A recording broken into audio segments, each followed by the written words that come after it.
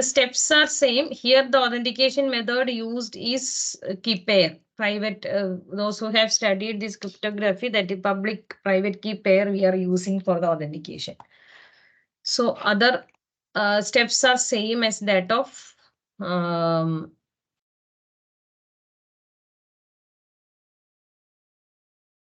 Windows virtual machine. So here the selected, because we are using the SSH key pair, right, for authentication, the inbound port is SSH.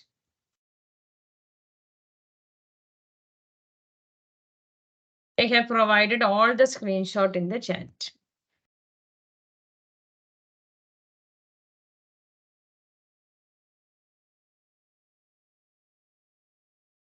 Fine. Any doubt anyone have?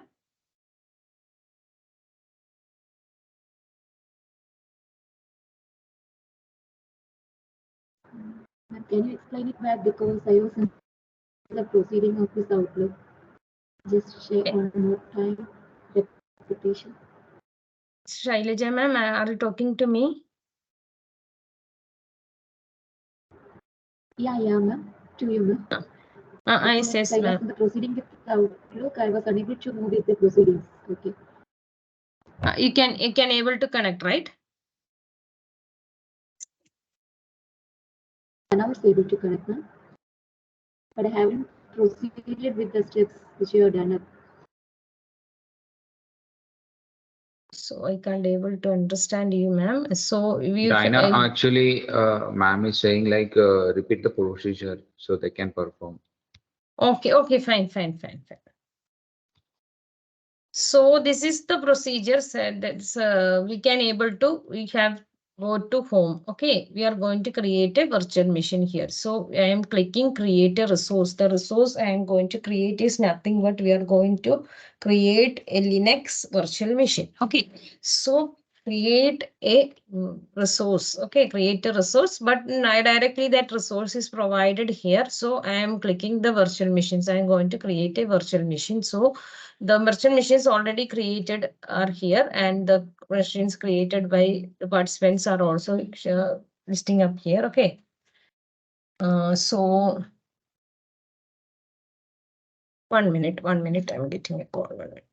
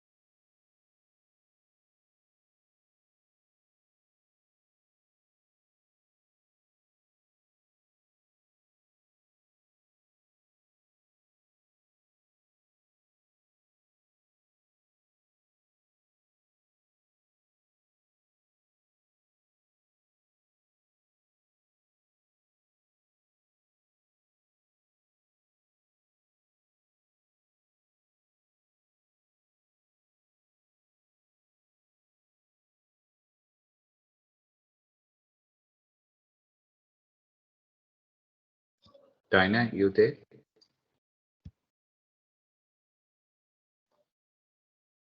Yes, Mahesh sir. One participant called me and she's not able to log into the meeting actually today. Okay. So what we can do, sir? The link is not working like that. See. Tell her to open it in incognito mode in the browser. Might be the browser issue should be there. Okay, Yes. sir. Okay, fine. So we are going to create the virtual machine here. We are going to create a virtual machine here, Azure virtual machine. Okay, so first the subscription you have to select. We are under ES subscription, right? resource group, I have already created today resource group, that is FDP AICTE B7. So you don't want to create your own resource group, please. You have to do create your resources under this resource group FDP AICTE batch 7 day 2. Okay. Then I am going to provide a virtual machine name, that is Diana VM 10 UV. I am going to provide a virtual machine name. Okay. So whatever name you prefer, you can give here. Okay.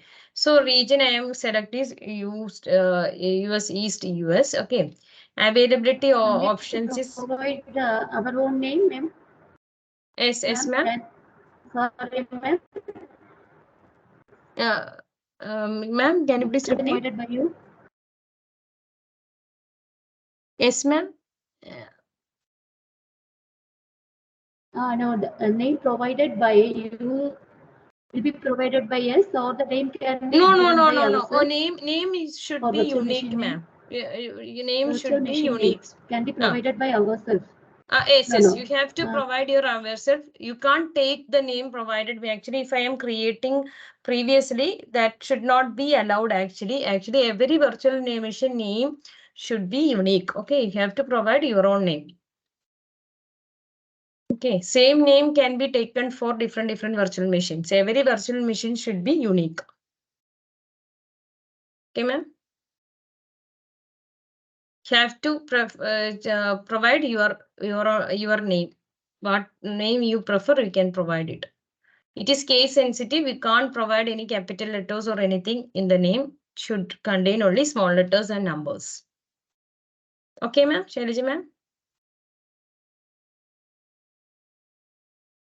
Okay, ma'am. Thank you, ma'am. So, availability zone I am providing East US. Then zones 1. So, I am going to create an image, or I am going to create a Linux virtual machine. So, I am taking the image Ubuntu server. This one I am going to take. So then after taking, you can able to see price here. So don't go above 1,000. So please optimize it. Okay.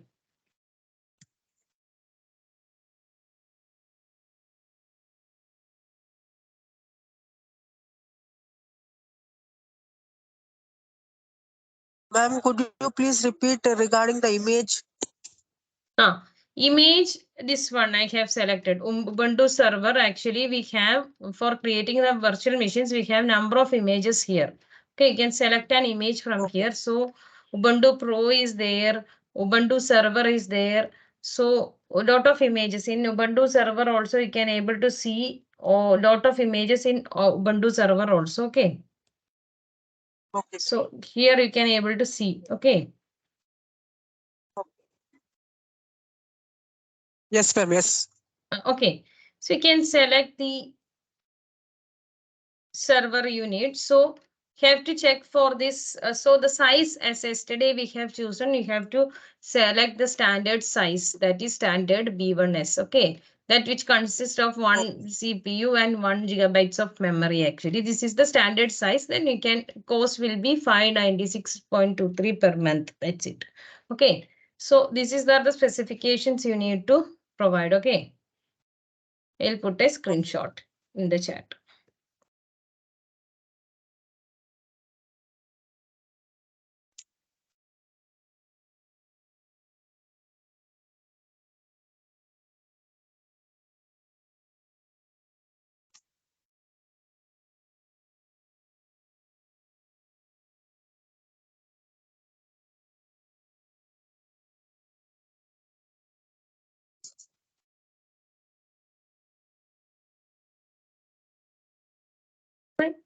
So then in Windows, we have used, normally if you are logged into Windows also, we are using the username and password, right? For here in Linux machine, we are using a public private key pair. Okay, SSH public key we are using for automatic generous SSH key pair for you, and allows you to store it for future use. It's a fast, simple and secure way to connect to your virtual machine. Actually, we are using SSH key pair to secure our virtual machine actually, like the username and password we have provided in the Windows virtual machine. Okay, so you have to select the SSH public key. Okay, so username we have to provide. So Diana VM11 UB I am going to provide. Okay, so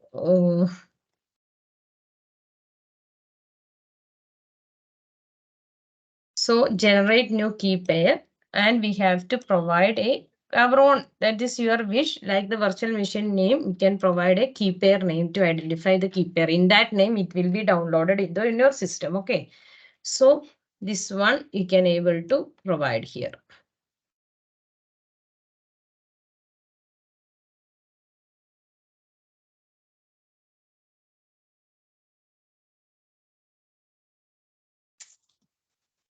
Fine. Any doubt up to this point? Anyone have?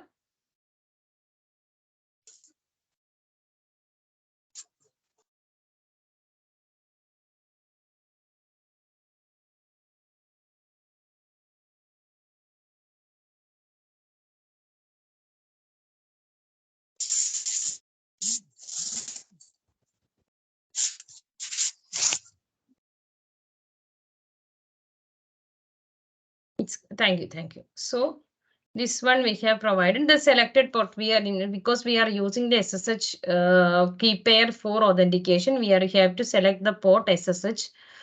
This port we are going to use. Okay, so SSH port we are going to use. Okay, then this is the selected port we have to provide for creating the Linux machine. I'm providing the screenshot here. Then disk networking management that can be default. Okay, we don't want to change anything. After providing all these details, so we have to make it tick over here. Name should be unique. Okay, so we have to make it the tick should be there, and you have to click review and create as we have done it for Windows virtual machine.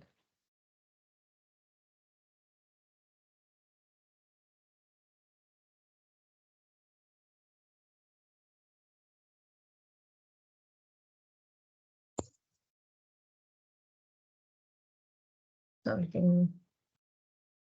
What's the problem here?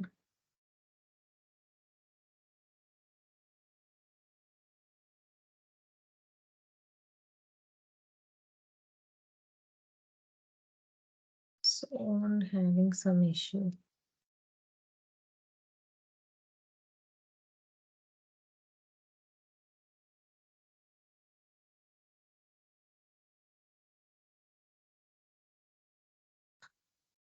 So in that particular zone, I think there is no availability. That is why I have changed the zone and the validation is passed. So you can, if the validation is failed, you can just go to basics and check where is the problem, and you can correct it. And again, you can go for review and create. Okay, fine.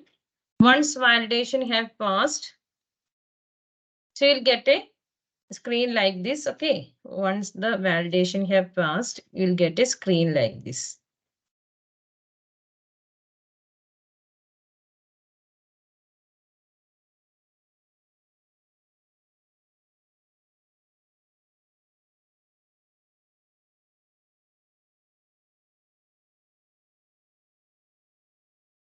Earlier the problem was because there was an issue in username, ma'am. Yes, sir. Earlier you got the validation failed, no, ma'am. Is it due to the username you have given 11B?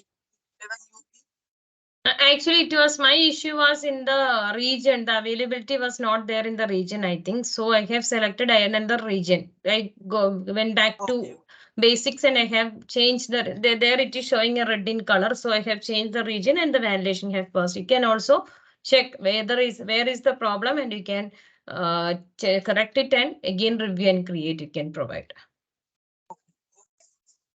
So now that the validation have passed, you can able to see like this. Okay.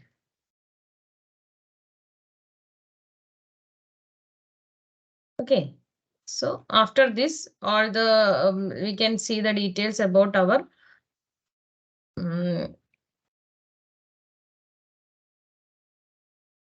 all our details regarding our Linux virtual machine here, and we can review it and whether all our settings are correct. You can review it once and you can create a virtual with the Linux virtual machine. So you can, after the clicking create, you can able to see download private key and create resource. Okay, we can download the private key here. Okay, then a screen like this, when you're clicking create, you will receive a screen like this. Okay, so you have to download the private key and create resource. This blue color button you have to click. Then we can able to see the Diana key 1.pm is downloaded. Okay, .pem is the extension. This is the public private key pair actually. Okay,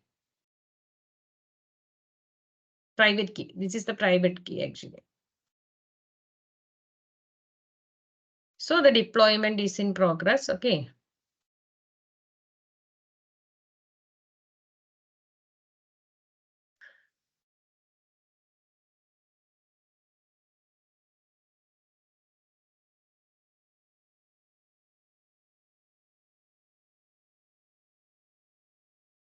After these steps, once the deployment is complete, we need putty actually.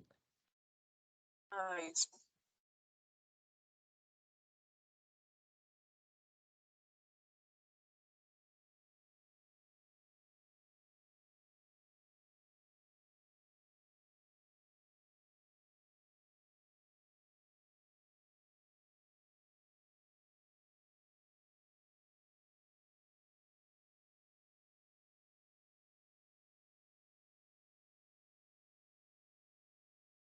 My deployment is complete. Okay.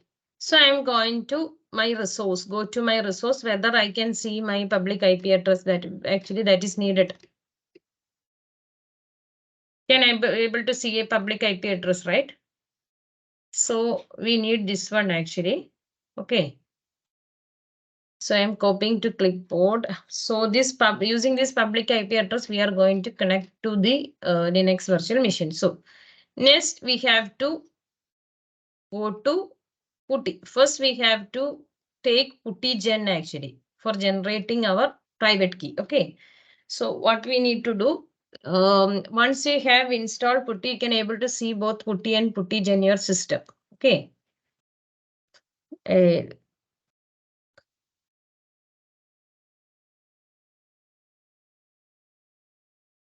I'm providing a screenshot in your system.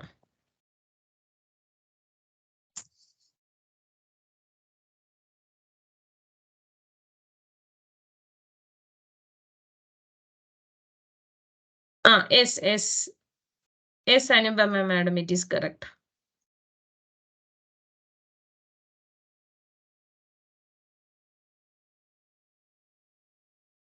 Then you can go to resource, you can click Anubama madam. Okay, so we have to first you have to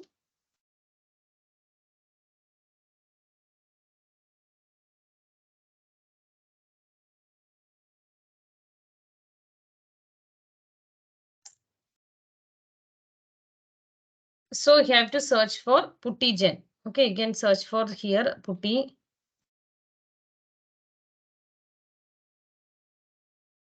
gen you can take. Then you will get an interface like this. Okay.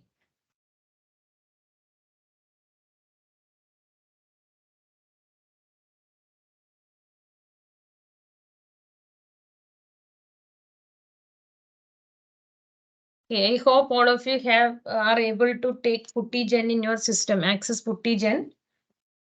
If anyone have any delay, I can wait for 2 to 3 minutes and we can continue the procedure. Have you downloaded and installed in your system? Okay. Fine. So you can able to see putty key generator. Okay. So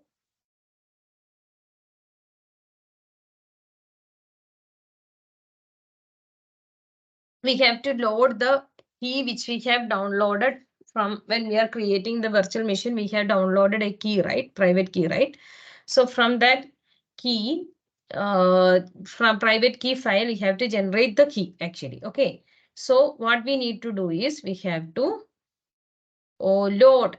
We have to click load. Okay. We have to click load. Okay. Load in Puttigen. Okay. Load. Okay. Click load. Then next step is have to make it this file name. This should be, you have to go with all files. We have to make it all files. Then only you can able to see that PEM file in your downloads. Okay. So you have to make it to all files. Right side, you can see that. Okay. The all, it should be all files. Okay. Got it?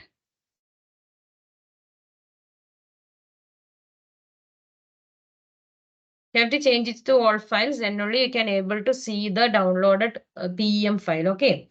So you have to select the key which we have downloaded. Okay. Downloaded recently while we have, after creating our Linux virtual machine from the Azure portal, we have downloaded a private key, right?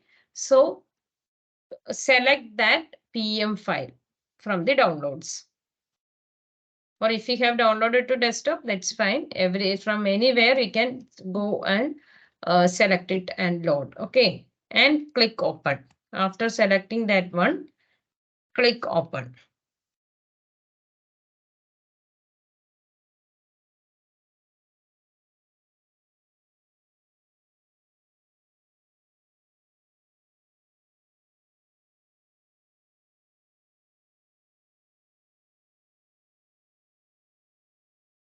Deepak sir, are you there now?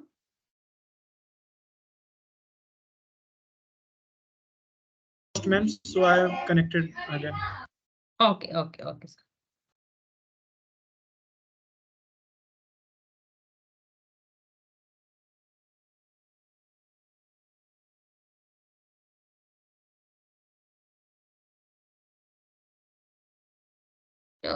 We don't want to open it, ma'am. We just select and load it. Don't double click and open it. We are not going to open it. So click open and we are going to load in Puttigen. We are going to generate the private key and you will get a message like this. Do not double click and open it, ma'am.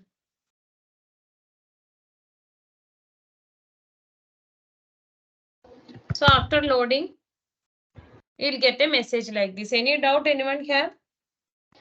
After downloading the private key from the Azure portal, you have to open Puttigen. Then click the load an existing private key. We said that a load button is there. Click load. Then you have to make the file types of all files. Select the file and click open. Then you will get a pop-up like this. Okay, successfully imported foreign key, private key. Okay. Fine. Got it? Any doubt anyone have? Done. Then click OK.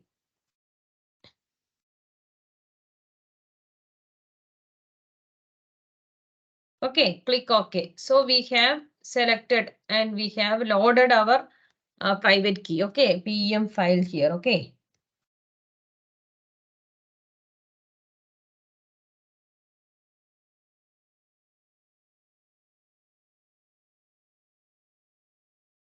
Then we have to save our private key. Okay, then we have to click save private key.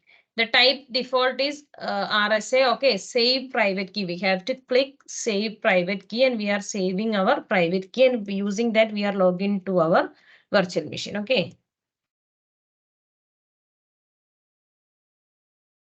Saving our private key. Okay, save private key. And then it will ask for without purchase to protect it. Okay. Passphrase to protect it. So we are providing S here. We will get a message like this. And we are providing S here. And with any name. Okay, I'm going to provide Diana private new.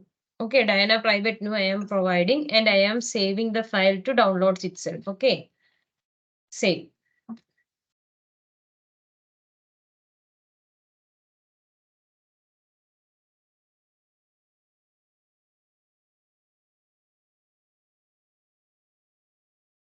Save. Okay. Then downloads. Diana private no. This one. This file is saved. Putty private key is already saved in my system. Then we can close the putty generator. Say after saving the private key, this the function by this putty generator has successfully done. So we can close this and we can move to putty for connecting with remote desktop. It is remote virtual machine. Any doubt anyone have?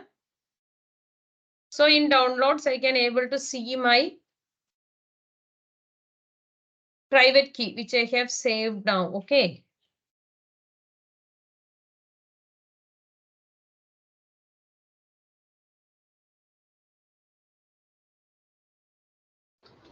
Madam, could you send us the detailed PPT, which includes every step-by-step instruction which you have been demonstrating?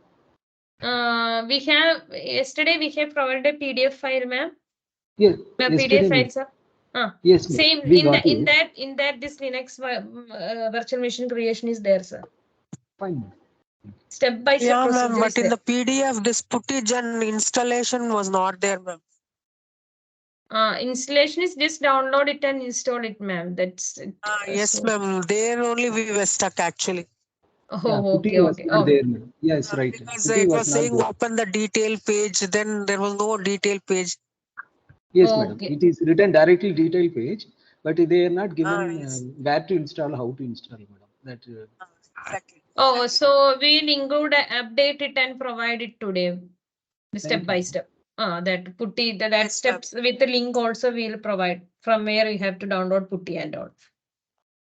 Yes, ma'am. Yes, ma'am. That would be much better, ma'am. Okay, thank you. Okay, fine. So next we can move to putty actually. So I am going to putty. So now my private key is generated. Okay. So here what we need to do, I have my IP address here. Okay, you can go to Azure portal, can see, okay, an IP address here, right? Public IP address of my machine. Okay, so copy that public IP address and you have to paste here. Okay, in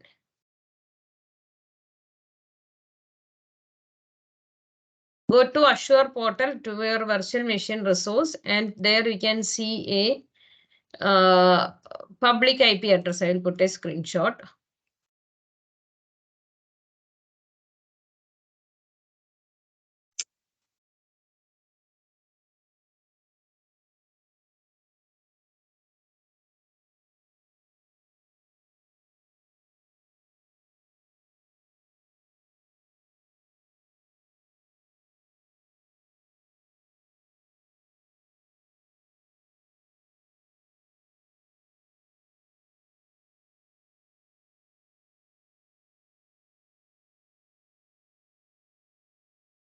You can able to see a public IP address like this, okay, in your virtual machine. Go to resource, we can right side, you can able to see a public IP address in your virtual machine. Okay, go to, after clicking go to resource, right side.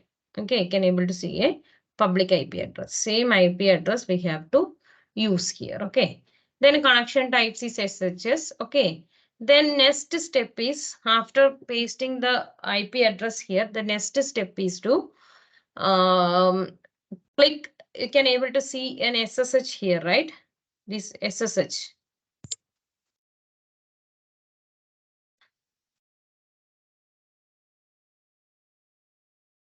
Left side, you can able to see SSH, right? We have used SSH key pair, right? Click the plus, expand it, okay? Then below SSH, you can able to see an AUTH and expand the authentication, that is AUTH.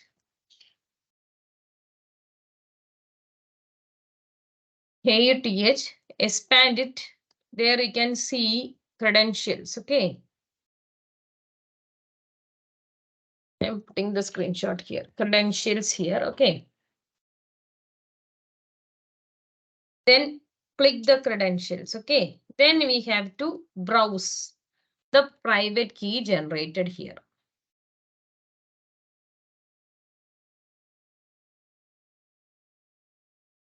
Okay, you can able to see browse beside the private key. We have generated a private key, right?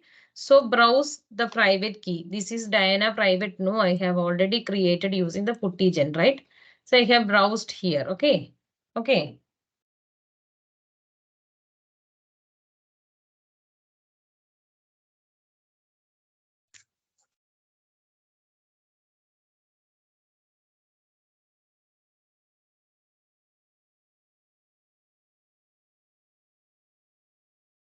Okay, then click open. After browsing the private key,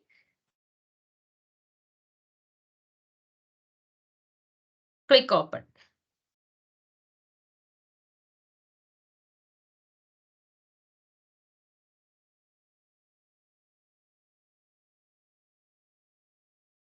Then you can see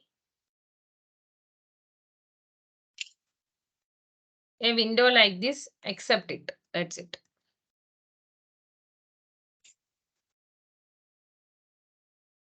Then login as we have to provide our virtual machine username here. So mine is, I think, Diana VM11 UB was my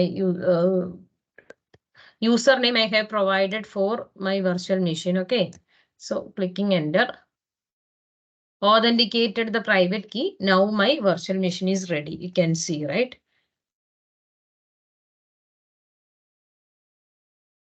Provide the virtual machine username we have provided. Okay.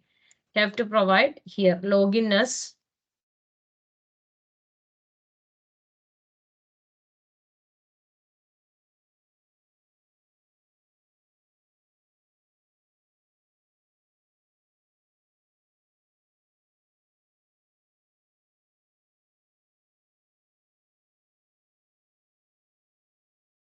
Okay, fine. So This we is our can start Linux. working with all the Linux commands, no ma'am? Yes, sir.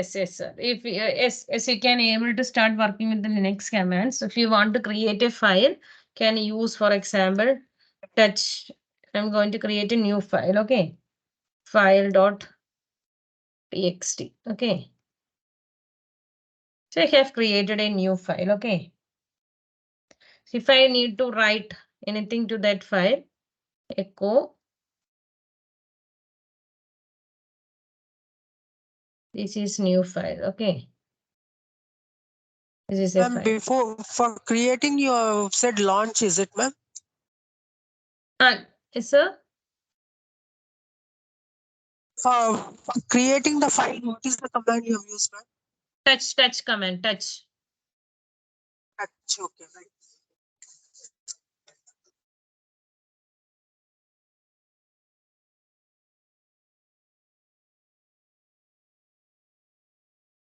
So I have written a message. This is a file. Okay.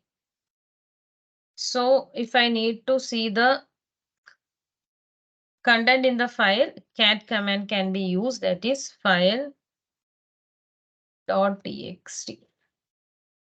So I have written a message. This is a file. Inside the file, touch a file.txt. So you can able to see this one. Okay.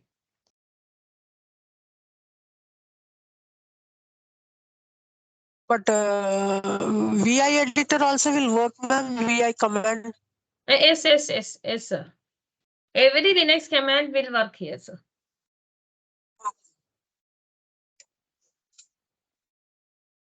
Fine. This is the procedure for creating a Linux virtual machine. This is little. Ma'am, actually, I'm not created the key, so please can you repeat only that step? So, sir, have you downloaded the private key from our virtual machine, sir, Devak, sir? Ma'am, actually, I have not downloaded the key, so please can you repeat that step, ma'am?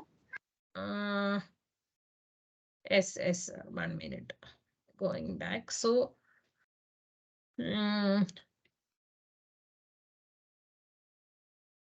I'll repeat it once more, the procedure. So, I need to create a resource, virtual machine. I'm going to virtual machine, clicking create, Azure virtual machine. Okay. Then here subscription under the resource group FTP AICTE. I'm going to create a new virtual machine, Diana 12. Diana PM12 UB. I'm going to create. Okay. Then that would be like that. Okay, everything can be default. Okay, so undo this image I am going to create.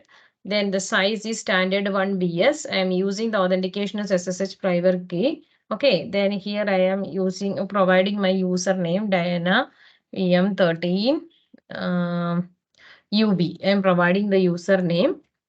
Generate a new key pair. Okay, so Diana key 1 I am providing here. Okay, using this this allow the selected port is SSH. Okay, because we are using SSH key pair for authentication. I have to provide review and create. Okay, so you can check whether validation is being passed. Otherwise, yes, validation is running the validation. Validation is passed. Okay, so I can click create for creating the virtual machine. Okay, after clicking create, the WebSAP, you can see like this. After clicking create, you can see a pop-up window like this. Download private key and create resource. Sir, Devak sir? Yeah, ma'am. Yeah. Got it? Yes, ma'am. Got it. So here, download private key and create resource. I am going to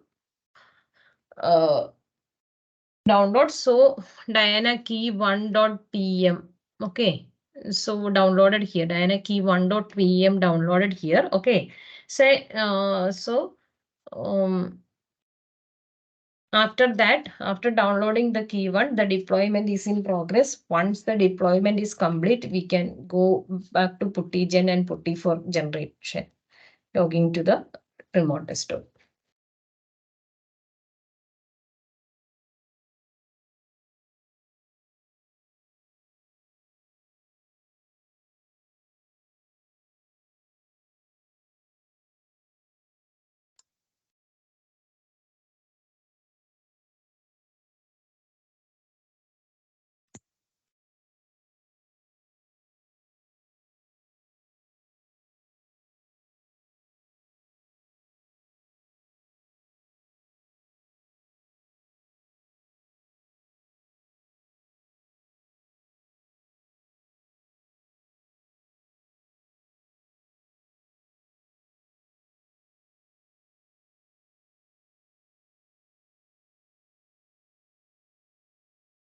Okay, so those who have completed, they can post the screenshot in the chat box. Okay, then you can please post your screenshot as Mahesh sir told, because you have completed. So then go to resource where we can see our public IP address of the virtual machine. Okay, then you can go to PuttyGen, then load. We have to click load and select all files and select the PM file which you have downloaded from Azure and click open. Okay, then okay. Then we have to save the new private key. Save private key. Click as we are saving the private key. Sorry, ma'am. Could you please repeat the last process you told? How to open the PuttyGen? Okay, ma'am. I'm taking again. So you'll can able to open. You'll get here once you have installed. You can see PuttyGen like this in your system, ma'am. Yes, PuttyGen. yes, I got it. Then click it. This interface you will get. Putty key generator. That I have not got, ma'am. PuttyGen is not there in the downloads. Not Putty. When you are installing Putty itself, Putty Gen will be installed. It's not there. Actually, Putty 64-bit 0.75 installer is there, but that Putty Gen, it is not there. Ma'am, have you installed in your system? Double click and install it, ma'am. Yeah, ma'am, I have it installed. I had. You have installed. Once you have installed, this Putty Gen will also get installed. Right, Mahesh sir? No, it was not installed Yes. in mine. So ma'am, which file you have installed? Like which file you have downloaded? You have downloaded exe or MSR? Just a minute, sir. I'll just tell now. That is Putty 64-bit 0.75 installer MS. No, the MSI. extension I'm talking about. MSI. It's MSI or exe file. Just a minute, I'm just giving a post, sir. I'll check in the chat box. Okay. Oh, do one thing either other way. You can share your screen and show it to us. Yes, I'll make you as presenter. This is MSI, sir. MSI. Now install this file. Share is not working. Right, sir? I will make you as presenter, ma'am. Sugandhi ma'am. 1 minute. Yeah.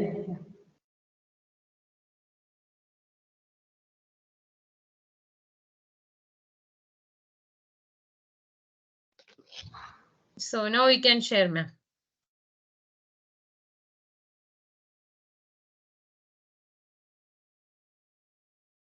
Are you able to view, ma'am? Yes. This This is the option which I'm getting. This is your Linux machine, right? Yes, ma'am.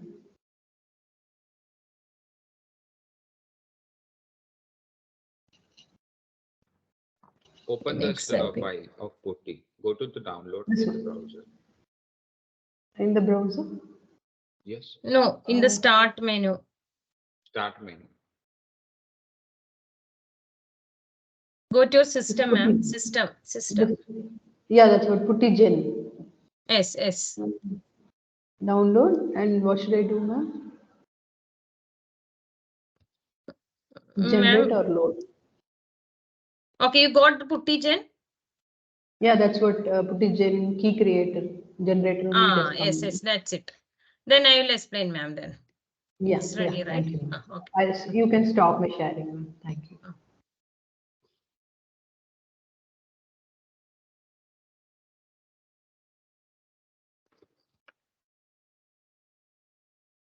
So you'll be getting this Putty generated. Then you have to click load. Okay. First you have to click. We are loading the private key downloaded in our system here. Okay. Click load. Then we have to make it as right side. You can able to see the Putty private key files PPK only. So we can able to make it as all files. Then only you can able to see the downloaded private key from here, PEM file. Okay.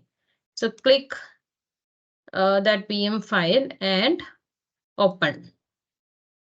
Okay, then successfully imported foreign key here, and we are clicking it OK. Okay. So we have loaded our private key from Azure portal. Here we are generating the key actually, private key. Okay. Then you have to click save private key. Yes, I'm going to save private key, Diana.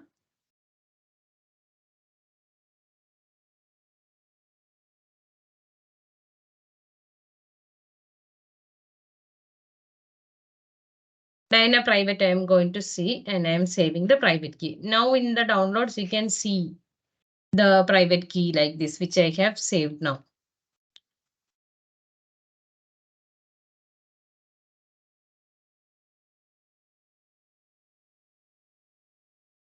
Okay. So now the duty of Putty Gen have done. So we have to go to Putty then. Putty, I'm closing this. Okay. Okay. Then Putty Gen, we have using Putty Gen, we have generated the private key. Okay. Then we are taking Putty. Okay. So here, when we are looking into Azure portal, we can able to see public IP address here, okay, for which is allocated for our virtual machine. Okay, so I'm copying. Right side, you can able to see copy to clipboard. So copy that public IP address and paste in the host name or IP address here. Okay, fine. The next step is we need to authenticate, provide the authentication. For that, we need to click expand XSH. Then under that expand authentication, inside that credentials, we have to browse the private key which we have generated now. That is Diana PRIB. This is the key I have generated using PuttyGen. Okay. Then click open. Okay.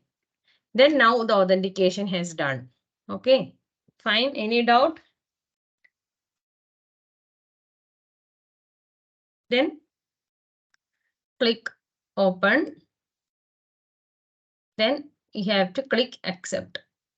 Then login as my name is Diana VM 13 UB. Okay. Then I have logged into my Linux virtual machine.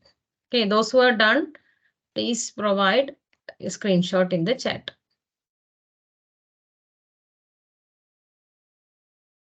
Fine. Any doubt anyone have?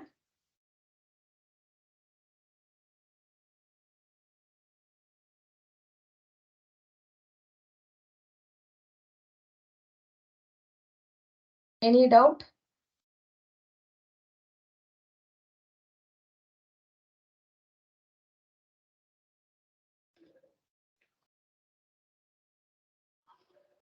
Yes, actually, Dinah, we should take break now. Yes.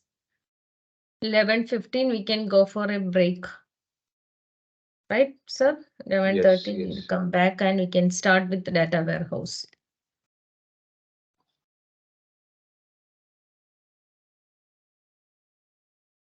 Okay. So I hope all of you are able to create Linux virtual machine also and log into the virtual machine also. Okay. Thank you. Thank you so much. So we are going for a break for 15 minutes. After that, Makesh sir will be handling the data warehouse part. Okay, I'm starting the timer. SQL part. Yeah. SQL.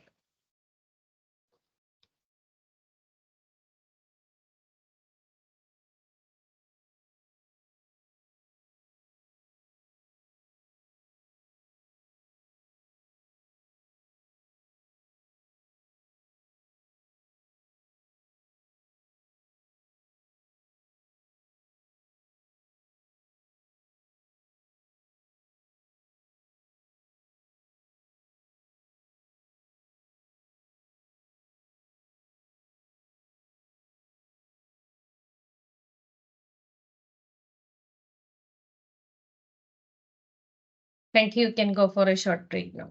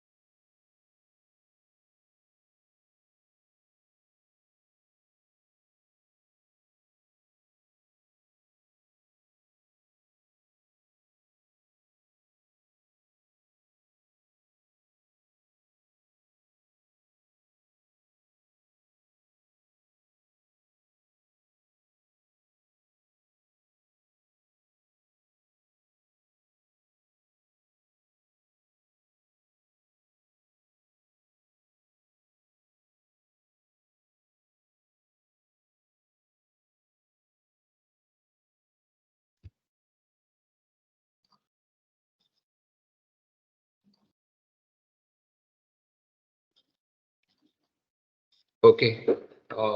Should we start now?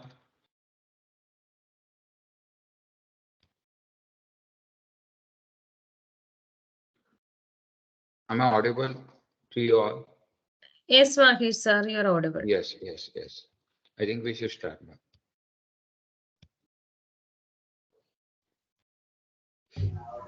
Hello, ma'am. Yes, Yes, sir.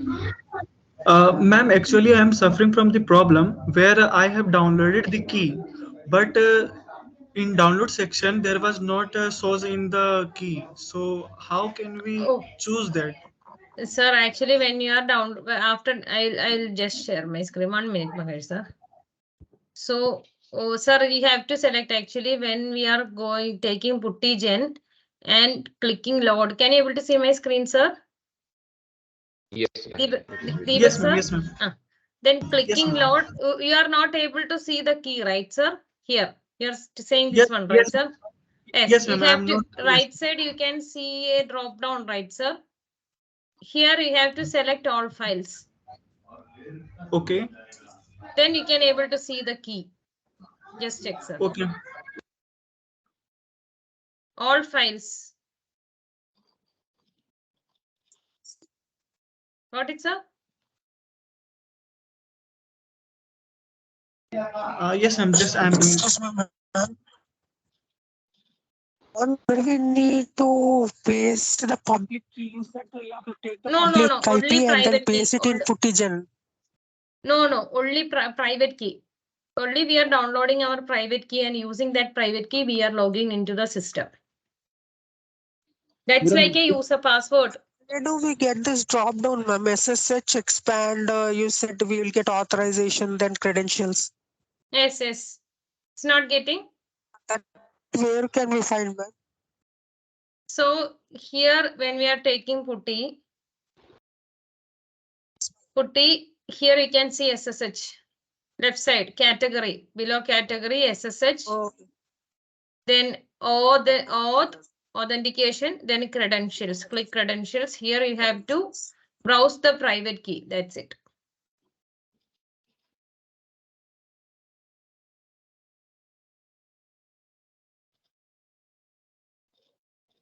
Ma'am, actually, I have got the file. Then what next procedure, ma'am? If you got the file, puttigen, load, sir. Load all files. You got the file like this, sir. And a PM file. Okay. Open. Okay, ma'am. Load. Select the PM file. Click open. Then you will get a message like this. Click OK.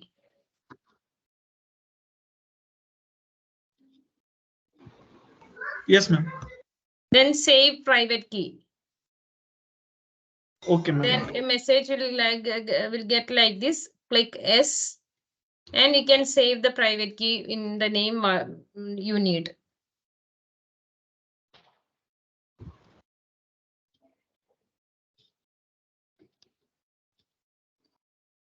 Okay, sir. You can able to save the private key. Okay, ma'am. Okay, now you got the private key in your system, right? That is this PPK, I think, PPK file.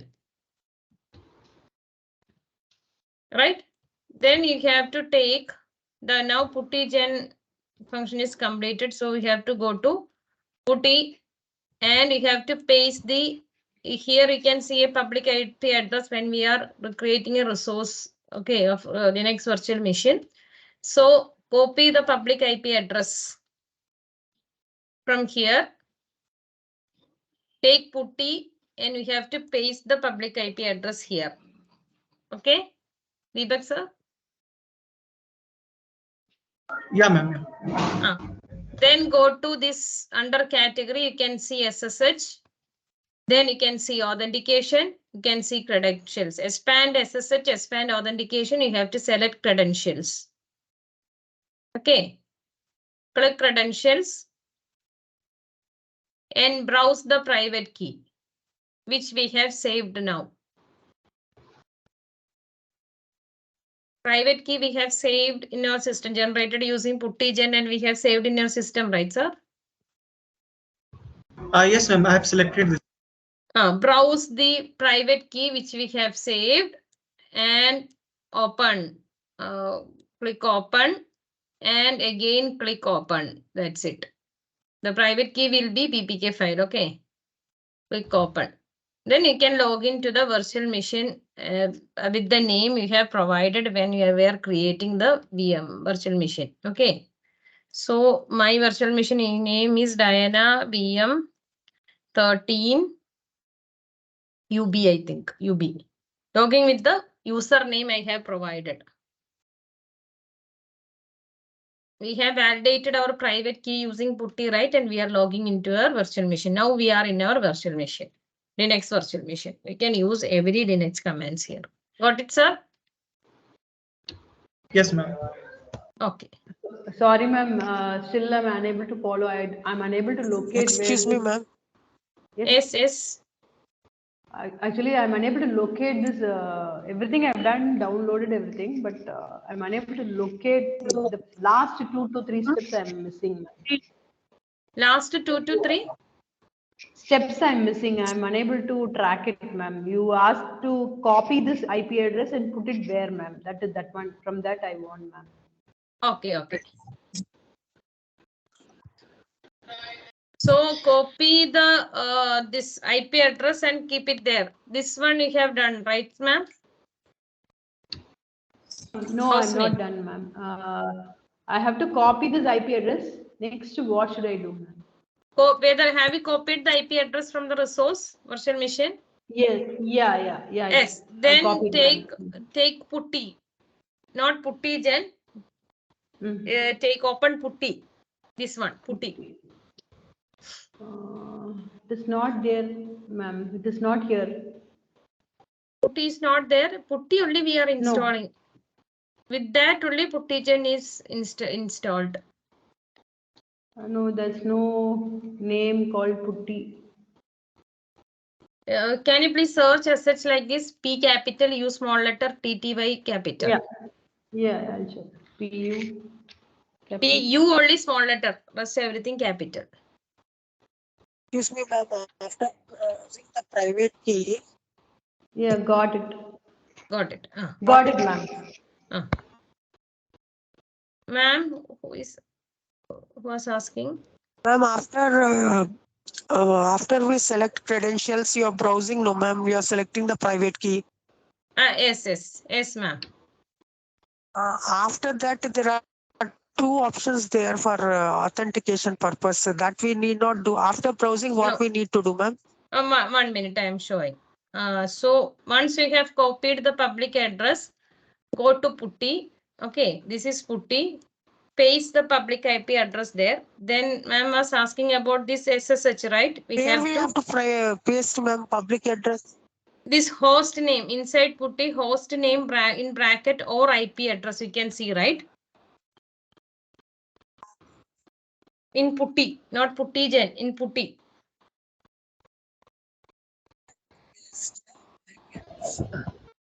We have to write the same host name, madam. Right, host name we have to copy from the virtual machine details, public IP address from here. Copy, take putty and paste here. Host name or IP address you can see. Madam, I am not getting the key which are generated. I have installed putty exe file in my computer. Okay. Yes, sir. Yes, sir. After installation, selecting connection SSH and selecting authentication. And have you generated the private key using putty gen, sir? No, madam. I am unable to generate. For that only I am asking, madam. Why, sir? What's the problem when generating? No, madam. You said after selecting that SSH, we have to go into AUTH auth and credential you have to select. Then we have to go into first option, private key file for authentication browse. Correct, madam? Yes. In that, when you open it, it is showing somewhere else, somewhere in document is showing. How I can pick the PPH file, madam? Not PPK file, right? have you generated the, you can browse from anywhere like this. We can go to anywhere and browse it. Okay. I'm unable to get the PPK file, madam, which you said. Have you it will be generated, generated- have you generated using PuttyGen, sir? PuttyGen? Not PuttyGen, madam. Putty.exe. First we have to generate the PPK file using PuttyGen. Oh, So that step that is missing. So have you that- downloaded the that is private key, that is PEM file from the Azure? No, madam. PuttyGen exe 64-bit or 32-bit, is it? MSI installer, not PuttyGen. You can download the Putty along with PuttyGen also got installed automatically. So we can go for Putty installer MSI 64-bit. MSI, not exe, MSI. MSI. Okay. First Mhm. link in that link. After pasting, So, ma'am. madam, after pasting the IP address, public IP address, there itself we have to load the private. Yes, after pasting the 1 minute, after pasting the IP address here, okay. So I will copy and paste from here, copy.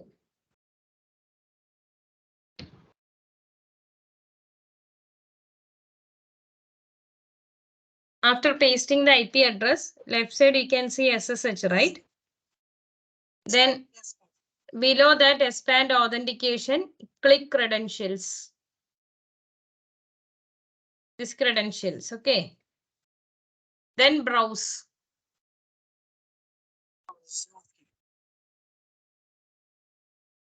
Browse the private key we have saved in our system using PuttyGen. We have generated and saved a private key, right?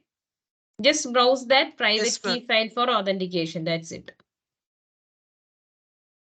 And say open. Then open. Then login as the user with the Then we'll username we have. automatically. Login as the username which we have provided during the creation of virtual machine, right? Then you can able to see the username here also. That is computer name is Diana VM12B.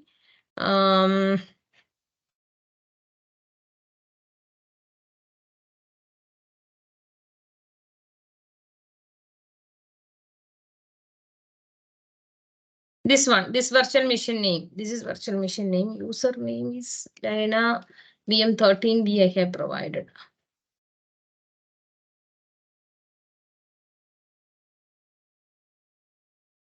Click on connect, Diana.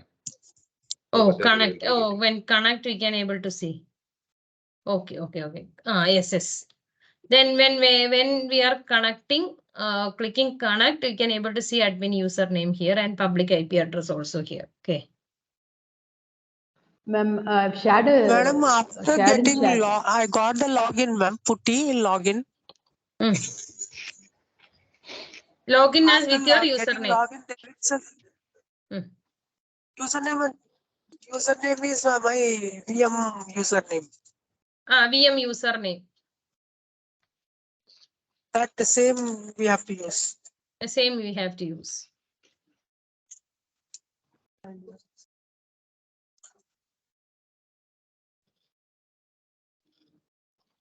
Madam, regarding PuttyGen, which one you said, madam? PuttyGen installer, which version you said? PuttyGen. 64 1 minute. version. 64 bit. First one. I have provided, sir. This Can one, you- I think. In the Which one? chat,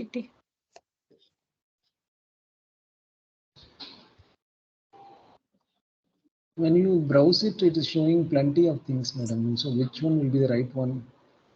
first one, sir. I think somewhere I have pasted.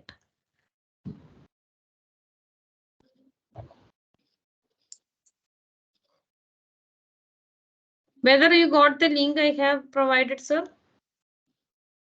No, madam. Putty exe installed while authenticating with the private key. So we need to generate the key, madam, for that. Sir, can you share your screen? Can you share? Sir, please I share will your make screen. you as presenter. Well done, sir. Okay.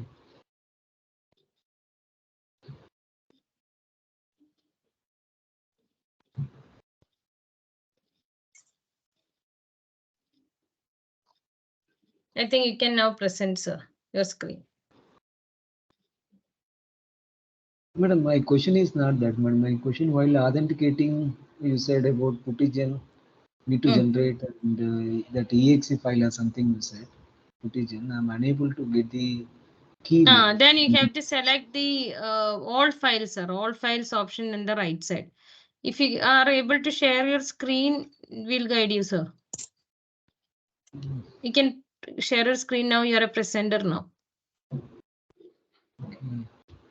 1 minute, I'll show.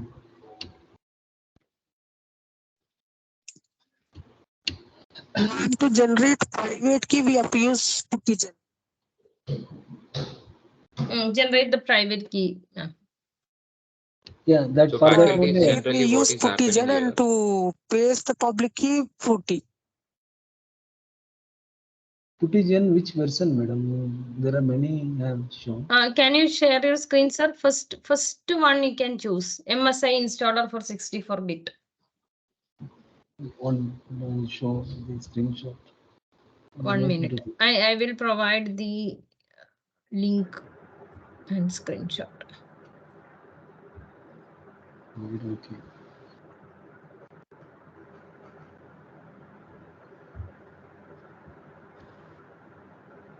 Ma'am, Yes, ma'am. just a doubt, ma'am. Just I have downloaded the private key, but unable to create the resource. In the sense, deployment error happens for me.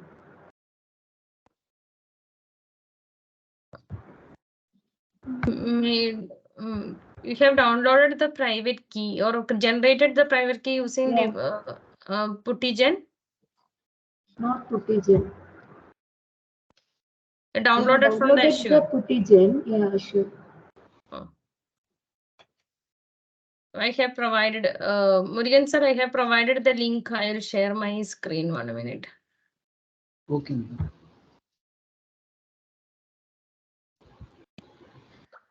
You have this one is fine, sir. Putty 64-bit installer MSI. 264-bit installer. Link I have provided. This link I have provided in the chat. First one you can download and Right. install, sir. Madam, in chat in the beginning or at the in the beginning of the session? No. Now also I have pasted. Just Vandana madam's message just before. Again, I am going to paste the link.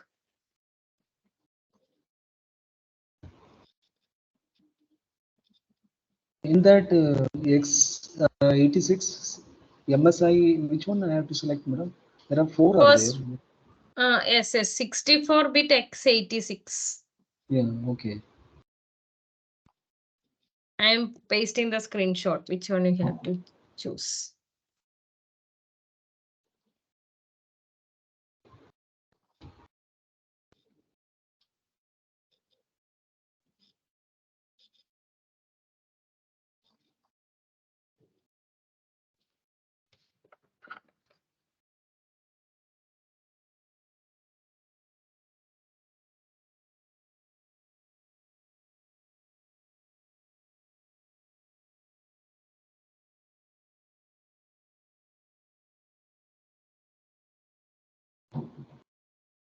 Okay, sir. No, it's just started installing, madam. I don't know. Okay. Sir, every Going- step is there in that this one, sir. If you have Yesterday- yes, the document we have yesterday- provided yesterday. So in that, after installation, Putty and Puttigen, each and every step with screenshot is there. You can refer that and do, I think. I think, madam, that Putty installation is not there, madam. Other steps are there. We in that yesterday PPT.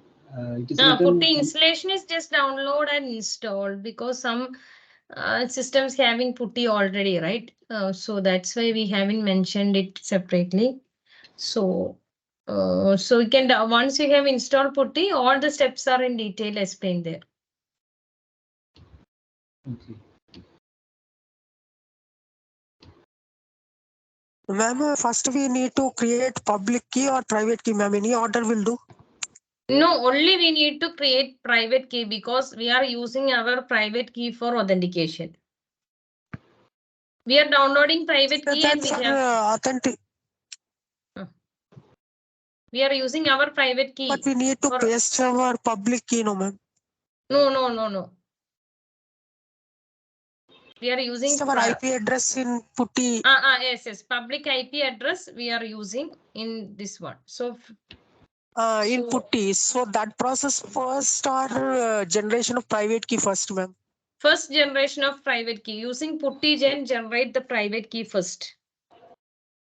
Then paste the public Then IP we have address. to do this putty. Then putty place the public IP address.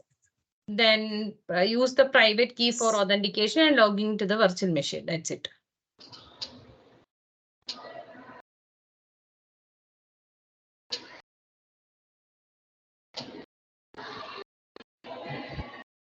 Deepak sir having some doubts. EMT. Yeah, ma'am. Runtime error, ma'am. Sir. Correct username. Yeah, ma'am. I'm entering the correct username, but it shows the not supported or authentication.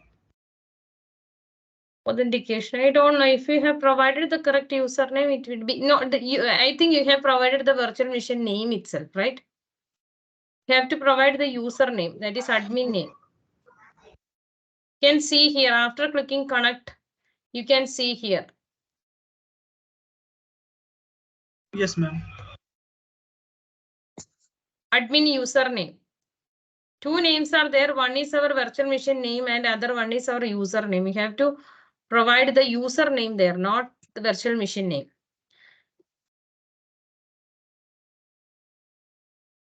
How did you find the username, ma'am?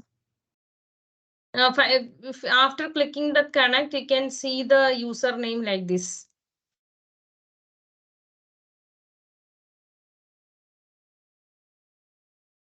So your deployment is complete. Go to resource.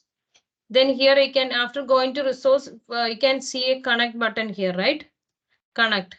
Yes, ma'am. Okay. Deepak sir, please check like this. Connect. When clicking connect, you can see. Available नहीं थी उस समय को. See the public IP चलो address भैया. and also our admin username. We have to use this username to log into the virtual machine. अब होगा. Most probably हो सकता है एक हफ्ते के अंदर ही Ma'am, रहे. क्योंकि अब वहाँ की फाइल पास हो गई है ना. Pallavi ma'am, you are अभी तो unmute. Yes, sir. Ma'am, actually, I'm entering the same in username or virtual machine name. So it's Deepak11 is my admin username and also the virtual machine name. Both are same. I'm entering them. Both are same. Yeah, ma'am. I have entered the both names with same. So I hope I am facing this. I think so. So it can be same, Mahesh sir. Whether it can be same, the virtual machine Yes, name it and can be same username. also. No issue will be created. Whether No, the no issue. machine name and username same, it will be working. That's not an issue like Mahesh sir. Otherwise, it Okay. won't allow to create also, right? If some issue is there, it will Yes. immediately pop-up error will come. So if it is Yeah, allowed, ma'am. it is a fine. Okay, so that's why I'm facing the authentication error. I have So, sir, tried. you Let's can move. try one more time. Like you can try Oh, some okay, saves okay, got sir. missed by you. So you can try one more time later on. So I think we should start with the next Yes, practical yes. because of time limits. We are not Yes, having that yes, much yes, time yes. to Yes, complete. Yeah, ma'am. Mahesh. Kindly, please proceed, Yes. ma'am. So teachers, you can practice this one. We have provided step by step detailed in that documentation. So we'll be starting with our next topic because there is some time is going. So Mahesh sir will be taking over the session with next topic. If you have any doubt, you can refer that manual and do your part. Okay, thank you so much. Okay, thank you, Dinah. So let us now, the second topic of ours on this Microsoft Azure is to learn how to configure SQL database. Okay, so the database, can I know what is this database all about from you guys? Yes. What you have understood about the database on cloud? Yes, anyone could unmute yourself and let me know what you have understood. What is database?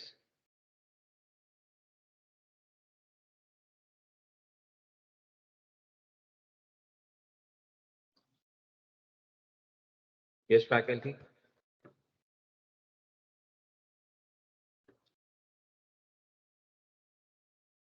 Am I audible to you all? Collection of data in a It's data a structure. collection. No, I'm not asking about the data. I'm asking what is database and where we use this database. And after knowing all this concept, I will be explaining the cloud database. So till now, you all people have learned how to create a virtual machine, right? With one with Windows base and one with Linux base. Can I know like for what purpose it has been used on the cloud? Yes, anyone would like to add some answers in it?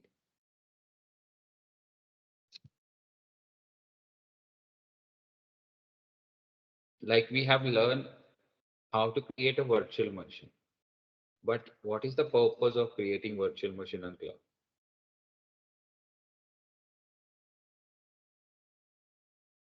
What are the applications for that?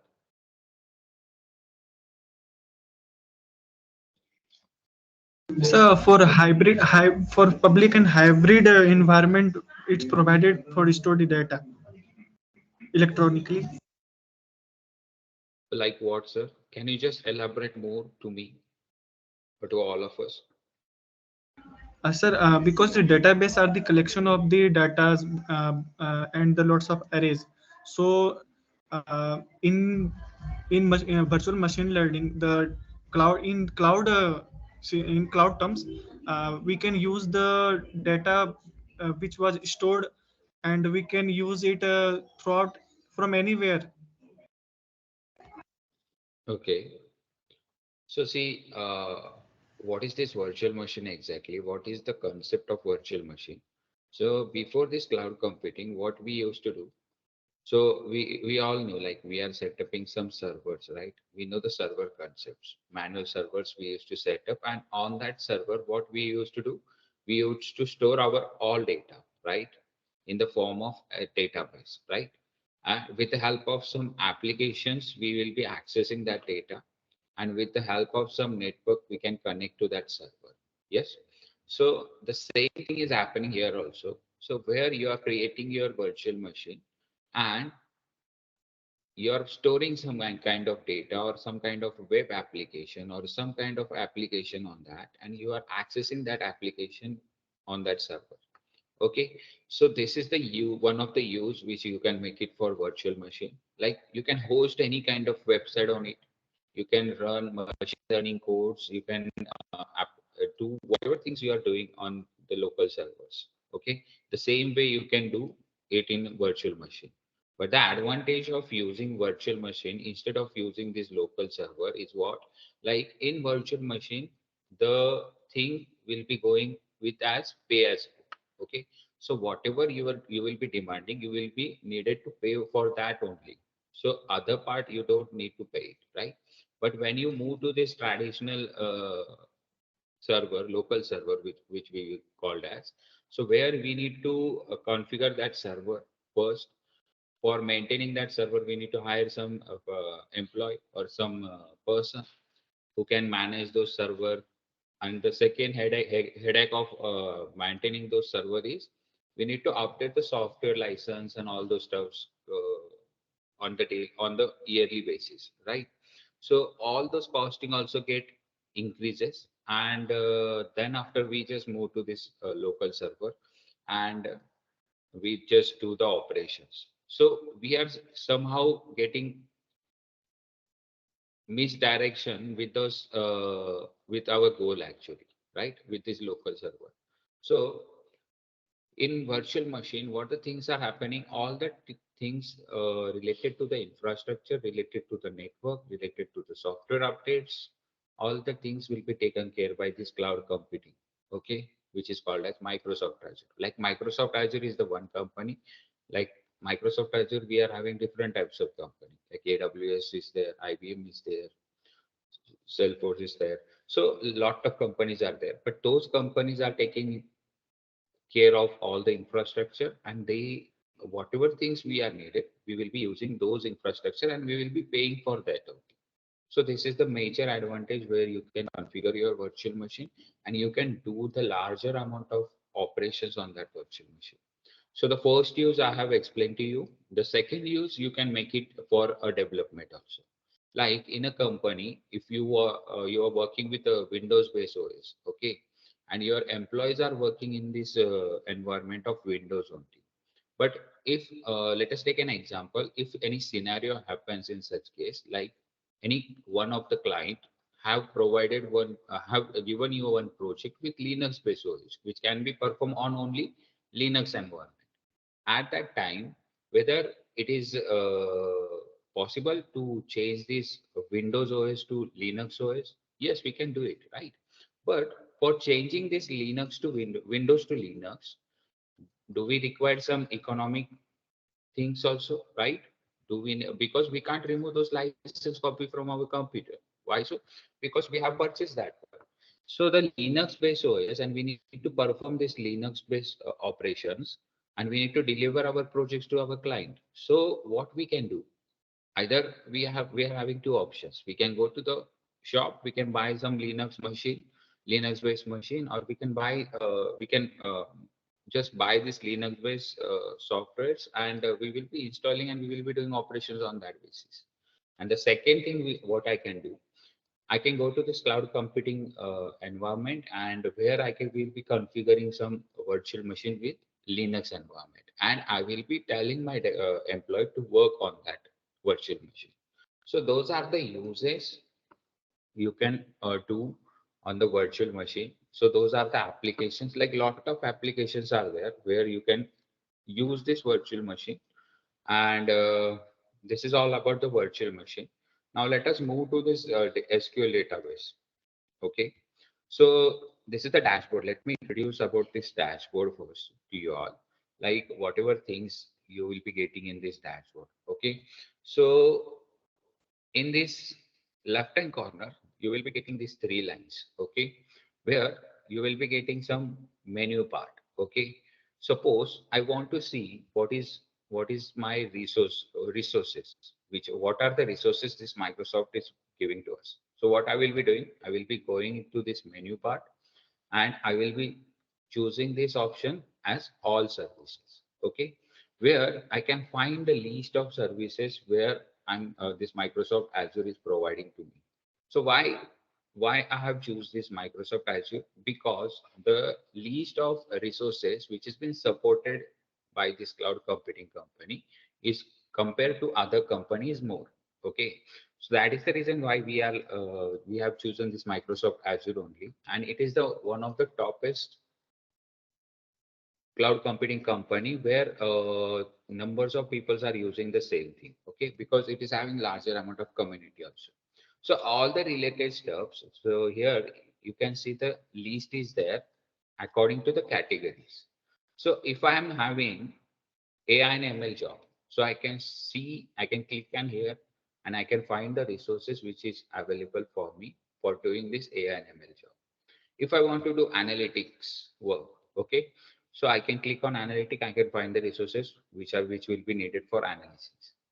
I want to do compute job, okay, I need to do only compute profession, like I need to just have those compute resources where you can find those compute infrastructure service as infrastructure as a services. So here you can find virtual machine where this cloud computing environment providing you an infrastructure where you can perform different types of job. So this is all about, like, you can explore this list and you can see all the resources which are available here. So if I want to see, if I want to create a database, okay, so for what purpose we will be using database? Yes, for storing data, right? For storing some kind of data, like we will be using this DBMS software, which is called as database, right? So we will be managing this data with some software which is called as database. and where, how we will be creating this thing on cloud computing. So the thing we can do, we can search in the search bar also. Otherwise, we can go to this create resource. And in the search list, I can see here SQL database. Okay. So there are a lot of 2-3 ways from which you can search different resources which you want. Okay. So 2 ways I have explained you, and the third way is what? The simple and tricky way is what? So you just search for SQL, and here you will be finding SQL list, like the resources which has been provided by Microsoft Azure. So this is the marketplace. Okay. So this is the third party softwares where you will be finding the list which has been supported by Microsoft Azure. So the Azure is supporting their own product also and third party products also. Okay. That is one of the reason why those more people are using Microsoft Azure. So for creating SQL database, what we will be doing, we will be going to this SQL. We will be going to the search bar and we will be searching for SQL database. In the services, you will be finding the first option, which is called as SQL database. So here, what I will be doing, I will be clicking on this SQL database. Okay. So this is the dashboard what I'm getting for this SQL database. So whatever database is being created under my EF subscription, all the list of that database I will be getting at this place. Okay. And I can manage them, I can monitor them, I can delete them, I can export them from here itself. Okay. So this is all about the SQL database. So hope so you have reached till this place. Yes. Anyone is having doubt till here? Have you got this dashboard? Please confirm me with yes or no. Okay, got it. Thank you, sir. So I need to create a database. Okay, so the database I need to create it. For that, what I will be doing, I will be clicking on this create button. So just click on this create button, which you will be finding in this tab. Okay. So after clicking on create button, I want to fill some form like for creating the SQL database. So what is this form all about? Like, what is my requirement? I need to specify my requirement to this Microsoft Azure, and for specifying that requirement, the Microsoft Azure has configured one form. Okay, from which he is taking some requirement from the user. Okay, so this is the form where we need to give some requirement to this Azure, and then after receiving this requirement, one JSON file gets created and it gets deployed to the server where we would like to deploy these resources. Okay, and from that server, the resources has been deployed to this front end. Okay, so here in this create SQL database, you will be finding how many steps, how many forms are there. First form is basic, second is in networking, third one is security, additional setting, tags, and review plus create. So those many forms we need to fill to create a SQL database as a resources. So at the basic start, here you can see the costing part. Okay. So see the costing part of SQL where the estimated cost per month is 29,291 rupees. So why so that much cost? Because it is a provision cost. Okay, like it is the dedicated database which is being given to us. Okay, but what we will be doing, we will be reducing this cost. Okay, because we are doing some practice work, right? So we will be not needed that much amount of SQL database features. Okay, so what we will be doing in the basic tab, you will be going to this project details, and under this project details, you will be choosing the subscription. Okay. So right now, what the things our account is having only one subscription. It can be multiple subscription also. Now let me explain about the subscription also. So this Microsoft Azure is been running with some hierarchy. Okay, with some hierarchy. So at the top level, suppose there is one management team is there. Okay, that management team buys this Microsoft Azure plan. Okay, and this management team can create numbers of subscription under this one plan. Okay, and under this single subscription, we can create numbers of resource group. Okay, and under this resource group, one of the resource group, we can create numbers of resources. So such kind of hierarchy, this Microsoft Azure has been working. Okay, so right now we are at one of the subscription which is been named as EF subscription. So we need to choose that from which subscription you want to create these resources. Because why so this hierarchy has been there in this Microsoft Azure to get for tracking system, right? So to know like who have created the resources and what is the to which resource group it is being created and what is the time for traceability. This hierarchy has been introduced in this Microsoft Azure. So let us now.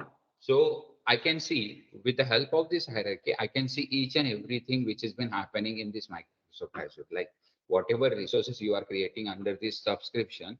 I can figure out each and everything, like who has created, what is the IP address, and what are the things you have performing in this portal. Okay, so for that, this hierarchy has been introduced by the Microsoft Azure, and on that basis only this interface is running. So let us choose this EF subscription, and let us choose the resource group. So Dinah, can I know like which resource group I need to select? Is it this one, FDP? Okay, so choose the resource group FDP underscore AICTE underscore B7 underscore day 2. Okay, so hope so everyone has chosen this resource group. Yes. Okay. Yes. Okay, fine. Anyone wants to repeat all the steps? So I'm not yet started the practical. So the explanation part I have completed. Okay, so this is the first step of creating a SQL database. Let me start from scratch itself. So for starting start, go to the search bar, search for SQL database. And in the services, you will be finding this first option of SQL database.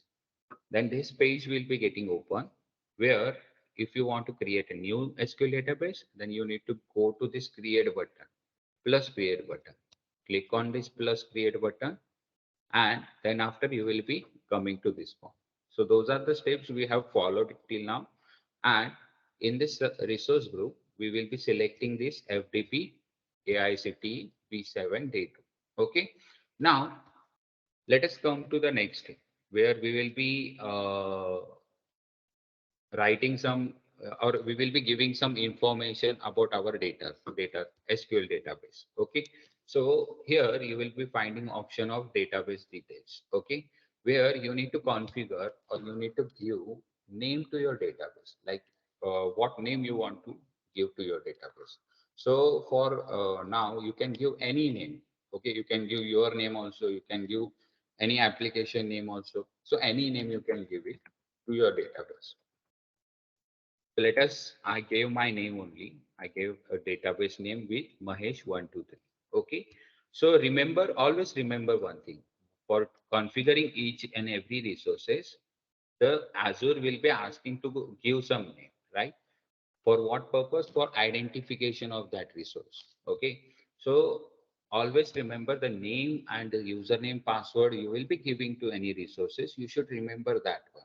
Okay, then and only you can track then and only you can identify that resources. Okay, now here to run this database, like we will be installing database on our local computer. To run that database we need some kind of compute sources. Okay, compute resource. So here also the same thing is happening. To run this database we need to create a server. Okay, we need to create a server. So here, if the server is been already created, so here you can see the list of those server and you can select any one of that. But don't do that right now. Right now, what we will be doing, we will be clicking on this create new button. Okay, so when you will be clicking on this create new button, you will be redirected to this database server. Okay. So where you need to configure one server with some name and on which location you want to deploy it. Okay. So let us give same name which I have given to my database. Okay. So here my server name and my database name are the same one. Okay. Why so? Because I forgot easily the name which I'm giving to this any resources. So I'm putting the same name, but you can put different name also here. Okay. So you can give some different name to server and different name to your database. Okay. Where this database will be set. So the location, let us know about this location. What is this location all about? So here, when you click on the location, you will be finding some data centers here, or you will be finding some geographical regions where these Microsoft Azure data centers are. Okay. So always remember one thing, choose the region which is recommended by this Microsoft Azure. Okay. Because why so? If you choose the other regions, so there can be a latency problem. Okay. Because those regions are quite far from your place. Okay. So the recommended option will be given by this Microsoft Azure only, like those are the data centers which is closest to your region. Okay. And you will be choosing any one of that. Okay.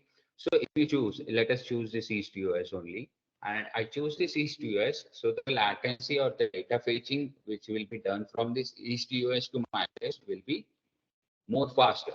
Okay. So this is how we have configured server name and location. Now we need to provide authentication. Okay. So this authentication is what? So how we would like to authenticate our server. Okay. There will be three options. Which are they? Use Microsoft Intra only authentication, use both SQL and Microsoft Intra authentication. And the third option is use SQL authentication. So generally, when you will be choosing this about two option, so over there you are enabling one thing. See, Microsoft Entra only authentication. What that means, like this is the type of username and password which is being created while creation of this login ID. Okay. So from this login ID itself, you can get an authentication to your SQL database or your server. Okay. So those are the two options you will be getting here. And we need to choose third one. Why so? Because we will be authenticating with our SQL authentication only. Because we want to use this database in our local system also and in our cloud computing also. So for that, the authentication we will be choosing SQL authentication. Suppose I want to use this database on my local computer and I need to perform some operation on locally, and then and only automatically it gets updated to my cloud also. So this operation I need to do it. For that I need this SQL authentication. Okay. So just choose this SQL authentication here. So till here, everyone got it? Please let me know. Got it, sir. Okay. So is any query you will be having, you will be stopping me and we will be repeating that one more step. We'll be going one more step back and we will be covering that query. Okay. So we will be solving that query. So please just make it this session more interactive. So let us now select this use SQL authentication. Now see here. We have chosen this SQL authentication. Now we need to provide some username and password. Okay. So let us give some username and some password. And while giving this username and password, remember this username and password. Why so? Because this username and password you will be needed for login purpose to your database. Okay. So this username and password you will be needed for login purpose to your dataset. So give a password which you can remember. So see, I have given the username and password to my database server from which I can get authenticated. Okay. Now after giving username and password, I will be clicking on OK button. So see here, one new server is being created by Microsoft Azure with the name Mahesh123, and it is located on East US data center. Okay. So this is how I have created one server. Okay, fine. So let us move to the next step. So want to use SQL Elastic Pools? So can anyone tell me what is this SQL Elastic Pool? Have you learned this concept of SQL Elastic Pool? Any one of you can tell me this thing? What is this Elastic Pool? Most probably we are teaching to the students about this thing. What is Elastic Pool in SQL? Do anyone know this concept?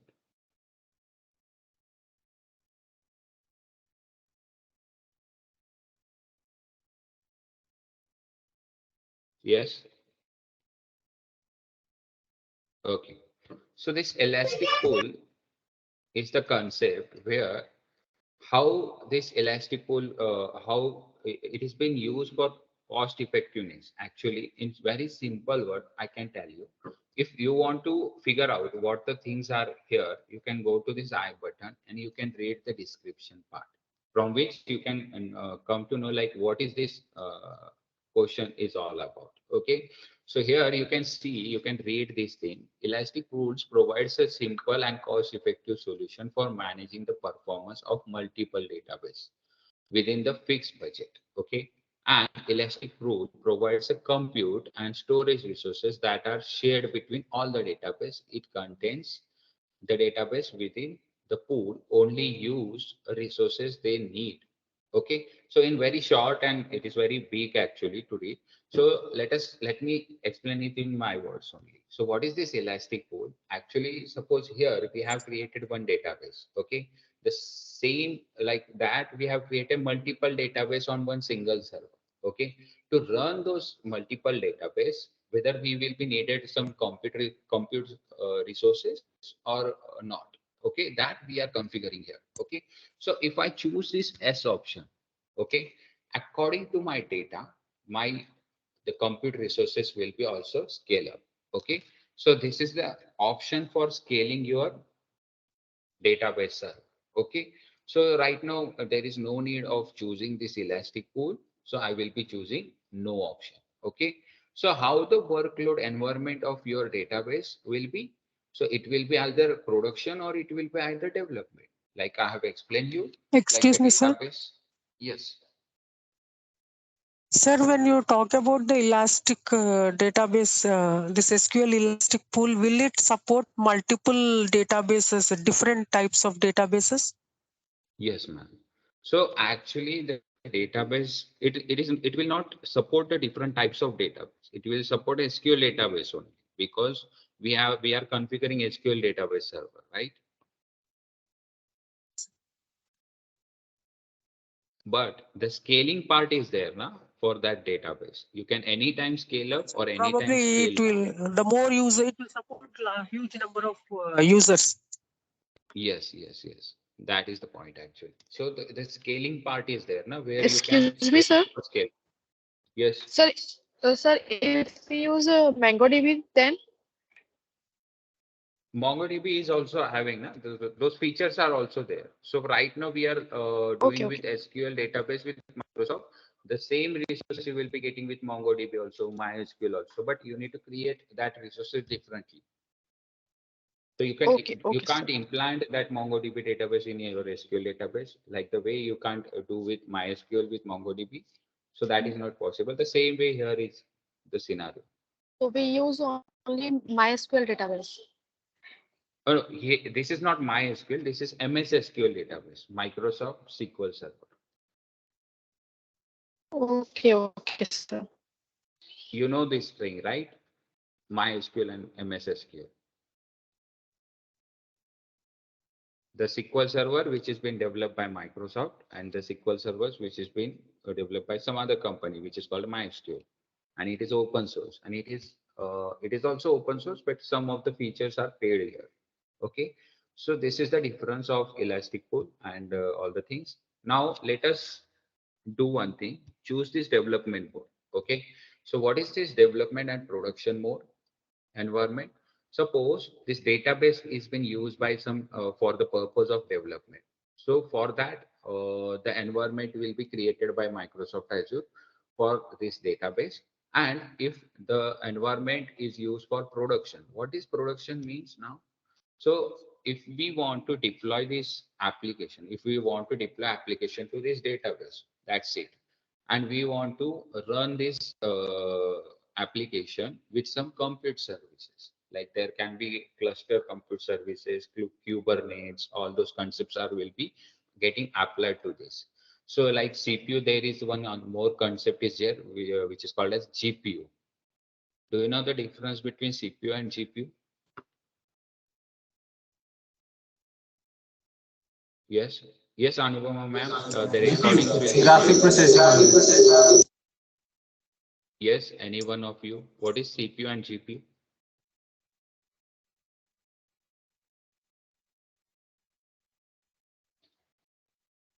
Yes, anyone knows SQL staging concept? SQL staging concept. So where we will be simultaneously running two data set, and we are running those two things at the one time, that is called as parallelly, which is called as database staging. So those are the concepts which you can explore more with this cloud computing.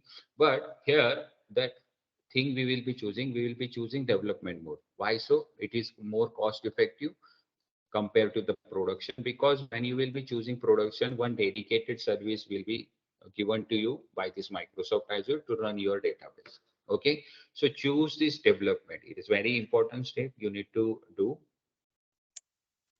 Choose this development phase. Okay, now let us move to the next step, compute plus storage.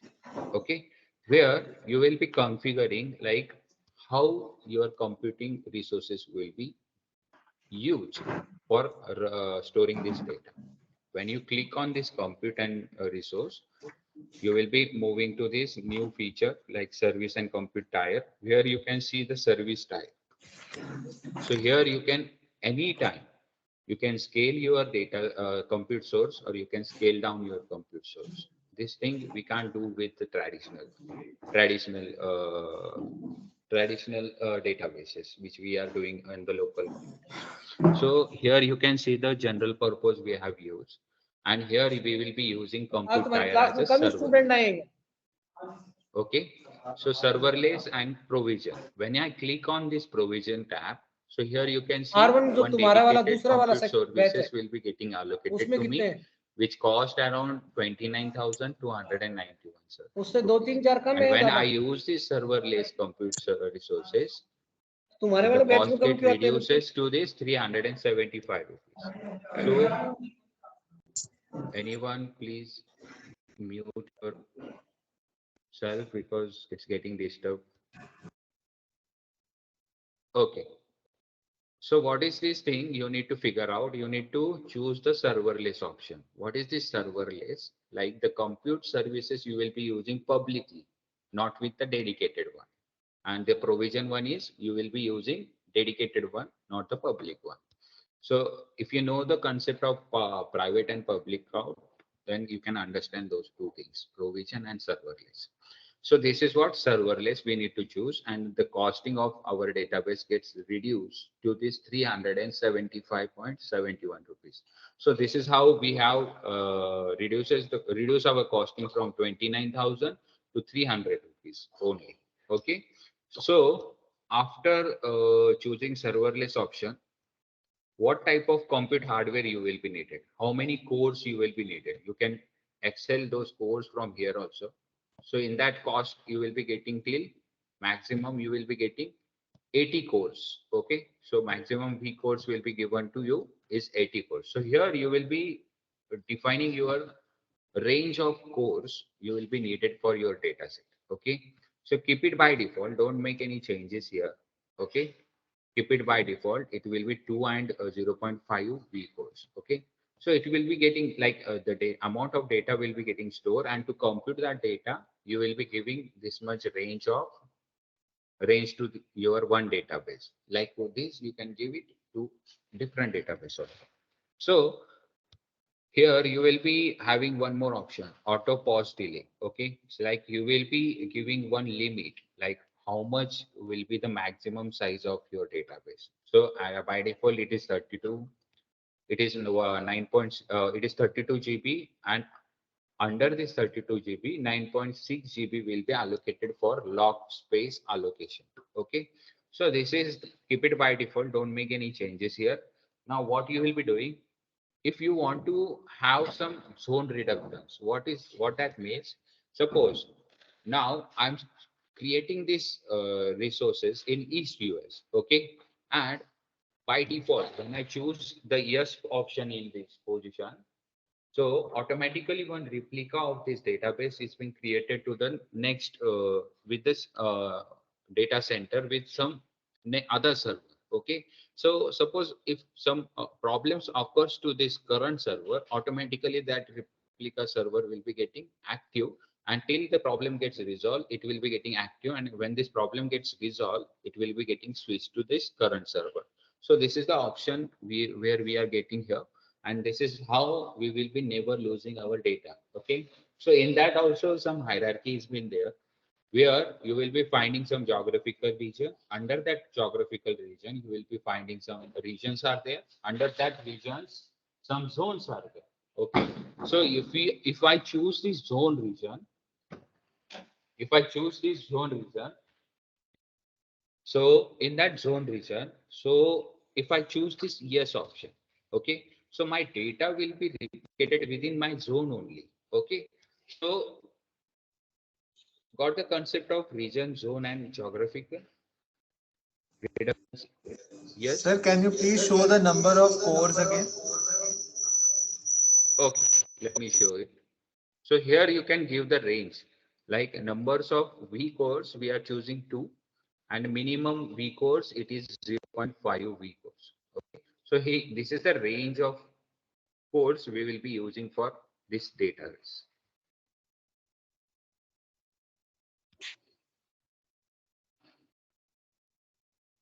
Yes? Any doubt? All clear? So here, let me repeat one more time. So here I will be choosing general purpose, serverless option, and just that's it. Only serverless option you need to choose, and you need to go and click on apply button. Click on apply button. So this is how you can see here one compute and storage is being generated, which we have configured, which is having 2 V cores and 32 GB of storage, and zone reductance is disabled. Okay, so this is how you can scale up your compute and storage for your database according to the requirement. Okay, so now let us move to the next point, where we will be configuring backup and storage reductance. So how the things we'll be using for backup and storage. So here again, it is asking, like locally you want to reduct your backup storage, zone reductant you want to backup storage, or geographically reductant you want to backup storage. Okay, so this local, zone, and geographical, which I have explained to you. Okay, so it is the kind of hierarchy. If I choose this zone, within zone only the replica will be created. If I choose the geographical region, within some other geographical region which is nearer to my server, it will be getting replicated.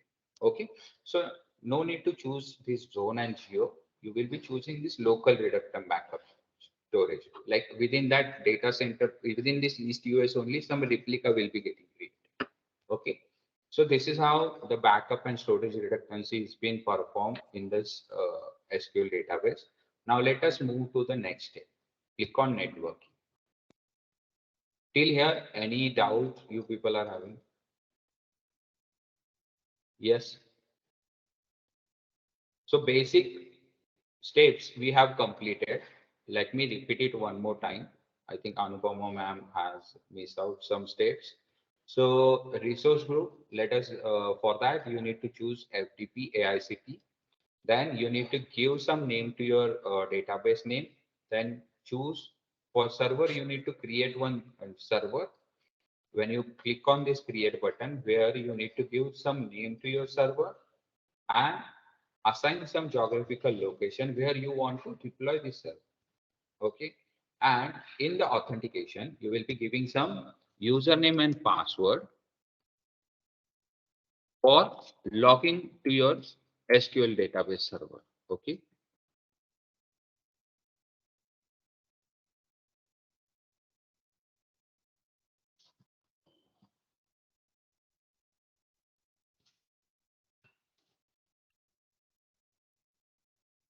So this is how I have given username and password. I will be clicking on OK button.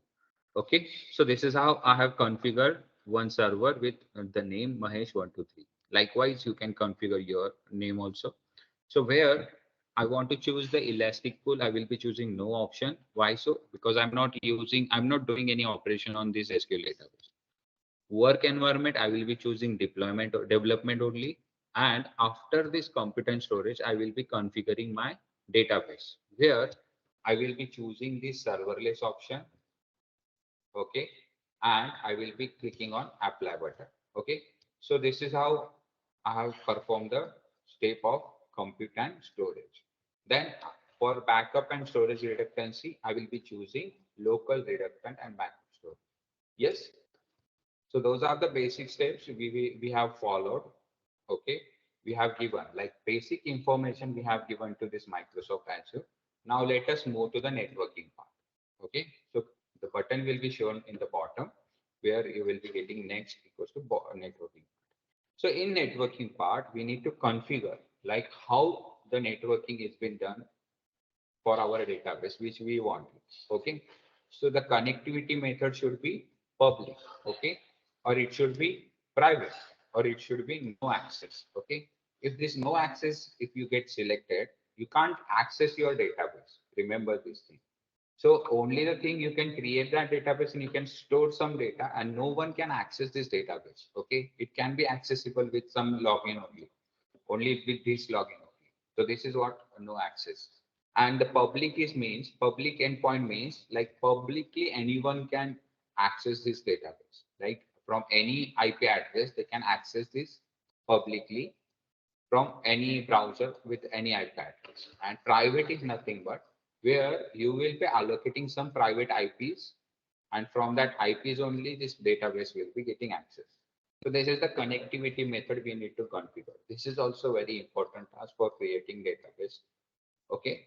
So for this is one of the security we have authenticated. Now the second security we need to authenticate is firewall rules. Like the way we are having firewall rules in our PC, here also we need to configure some firewall rules. So the first firewall rules by default it has been asked, which is allow use Azure services and resources to access this server. So you need to click on yes. So do you want to allow? It is asking us, do you want to allow Azure services and resources to be access this server? Yes, definitely we want this thing. Then add current IP address and access address. So this is also we will be doing yes. Why so? Because whatever IP address we will be accessing this database, it should be getting granted. Okay, it should be getting granted by this firewall. Okay, so these two options you will be making yes, and connectivity method you will be clicking on public endpoint. So those are the important part which you need to do in networking. Okay, so connection policy, where you can define the connection policy, like how the connection policy you want to define it. Keep it by default, don't make any changes here. Encrypted connection, how you want the encrypted connection, keep it default this thing also, because here you will be finding the version of TLS. Okay, so what is this TLS? It is transport layer security. So how the security you want to give to your database. So click on next.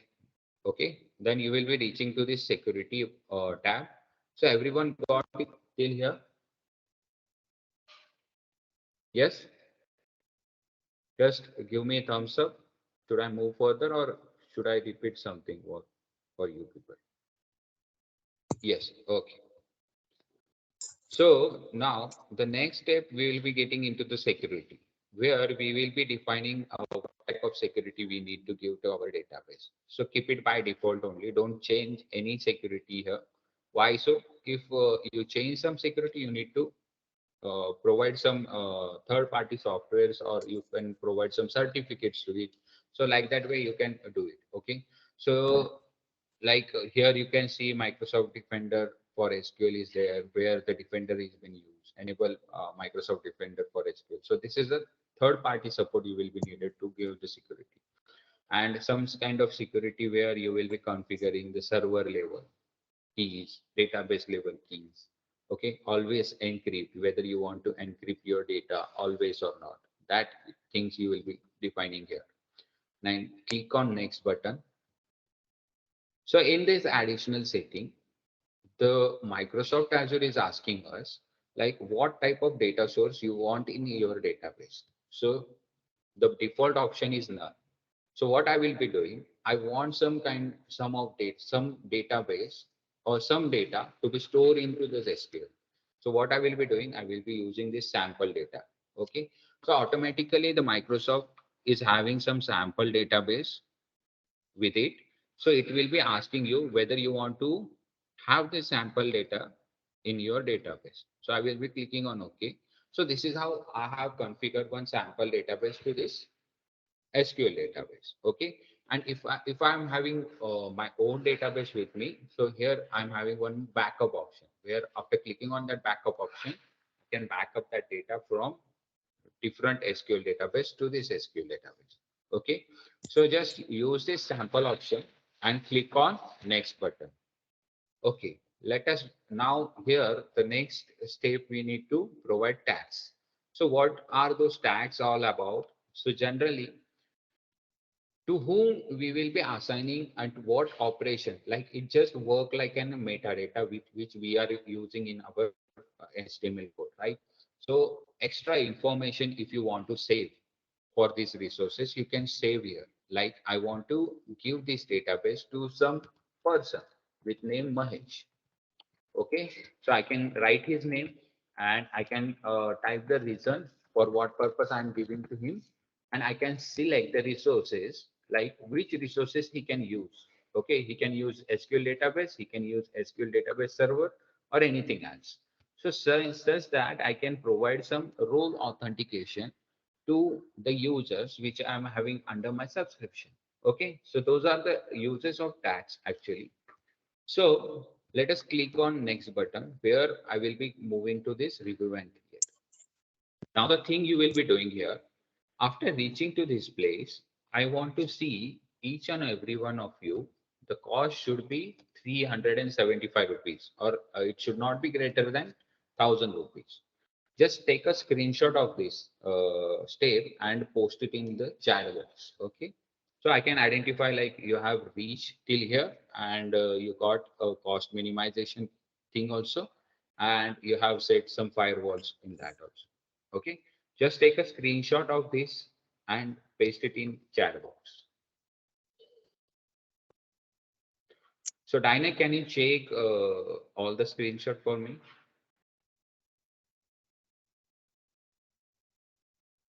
Dinah, are you there?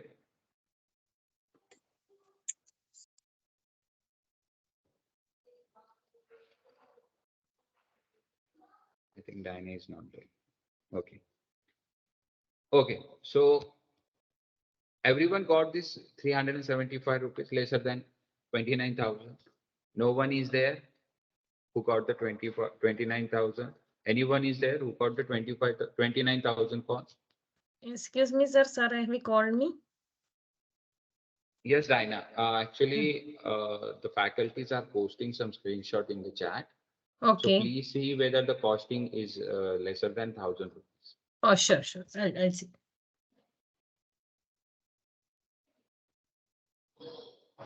Okay, so this is how we have configured SQL database. We have given our demands to this Microsoft Azure, like this is the type of database we will be needing. So now let us click on create button. After doing this, click on create button. Some validation process will be getting started. So what is this validation? Some JSON file will be getting created and that will be getting transferred to this server, EastUS server. And after receiving this JSON file, the EastUS server will start the deployment process. And here you can see the deployment process at this point. Like the server gets started and it gets started the deployment process.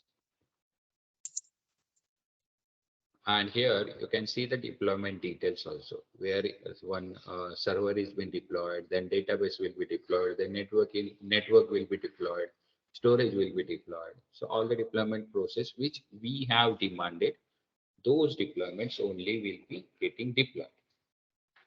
And for that only we will be getting charged. So this is the practical which we have performed to configure SQL database with database server.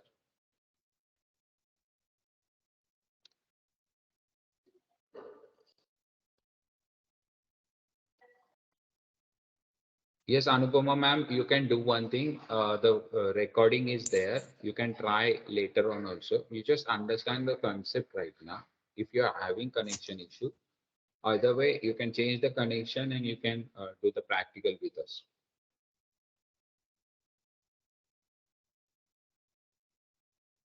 So any steps you want me to repeat it, please let me know. Or any doubt you are having with this practical, please let me know that.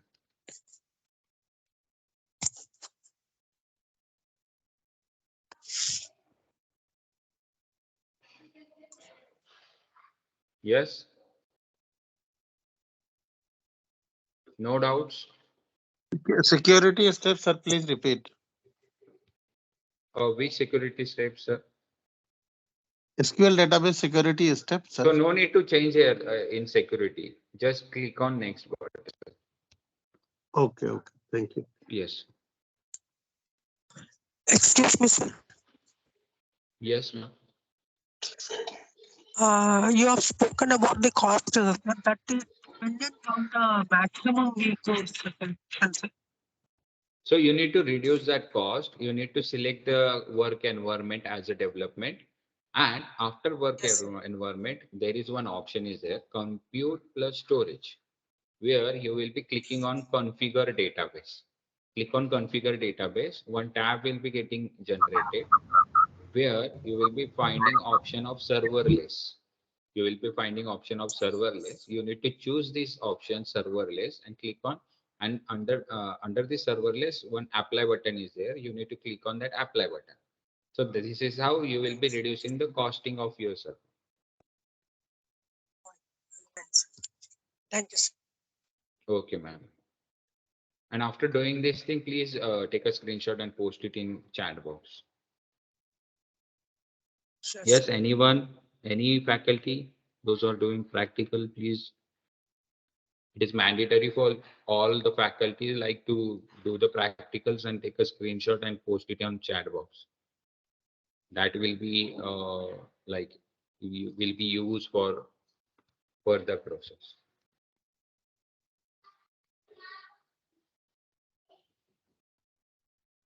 So 113, like 113 faculties are there. So I should need at least that many count of screenshot in the chat box.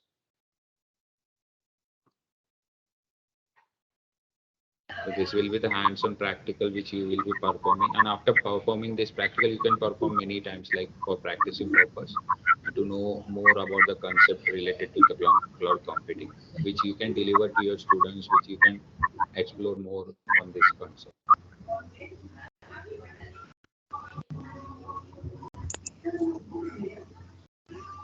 Hello. Yes. Hello. Good afternoon, sir. Sir, my Outlook ID is sri_bk@outlook.com. I didn't get any subscription email till it. Since yesterday I was trying for acceptance of a subscription, I didn't get any mail ID. So have you checked your Outlook ID? Yes, ma'am. Yes, sir. I did check it out yesterday and today, and just So 2 minutes back. just a second. I didn't get Can you any. just write it one more time for me in the chat box? I can check it one from my side. Okay, sir. Sure. Thank you. Ma'am, Sir, please check. we can Backup create our storage own resource group redundancy also, to no, be sir? set on. Yes, sir. Backup storage redundancy, you need to say it as a local reductance.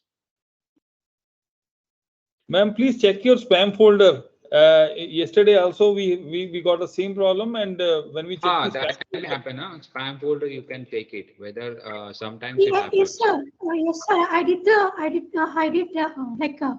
gone through Yeah. the spam folder also, but I didn't get any acceptance mail. Okay, ma'am. You just do one thing now. You can write your Outlook account. I can check from my side also. Okay, sir. Thank you. Sir, we can Yes. create our own resource group also. No problem, no, sir. No, for doing this practice purpose, now what we are doing, we will be creating resources under one resource group only. So that is how we can monitor the costing part also. No? So that is the reason we are doing this thing.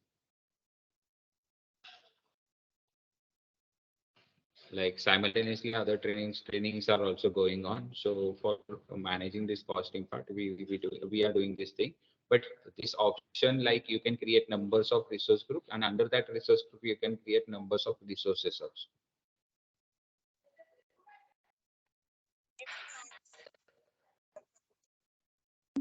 Okay, Vishal Srivastava sir, what is the issue with your Outlook? Do you have the subscription, or should I add this to the subscription? Yes, sir. Okay, Shri ma'am has sent me outlook.com. Let me see. So here you can see my deployment is being completed, and for going to this database,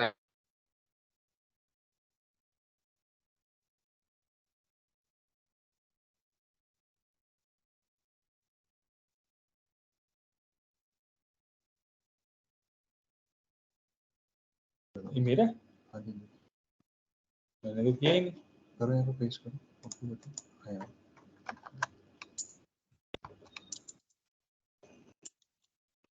हाँ, अच्छा उसी पहले पाया नहीं सीगा, enter नहीं मारा ऐसे। एंटर नहीं मारा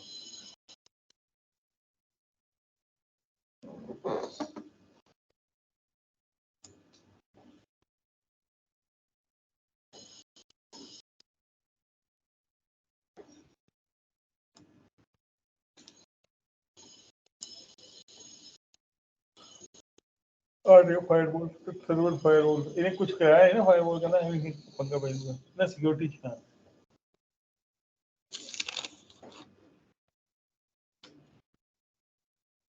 ही ना, साਡਾ डेटाबेस तो दौड़ भी पिया।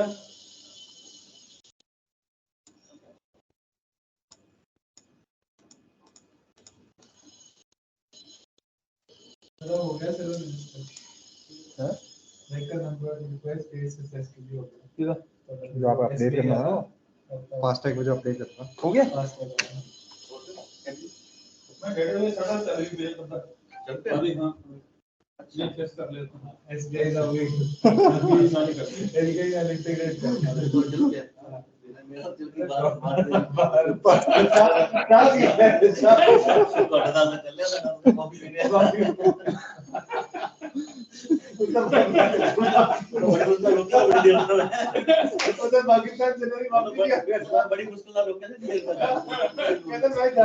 Magesh, are you showing something or?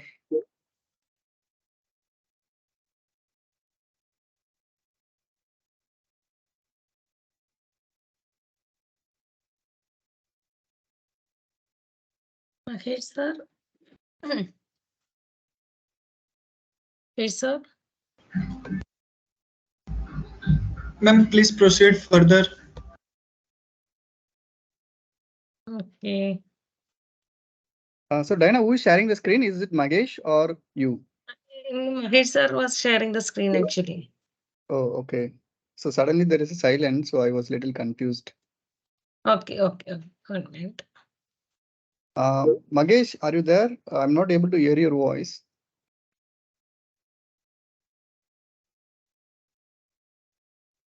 Diana, you want to take this forward? Or you want to wait for Magesh? I need to start I need to create a database. Then 1 minute, I'm sharing my screen. 1 minute.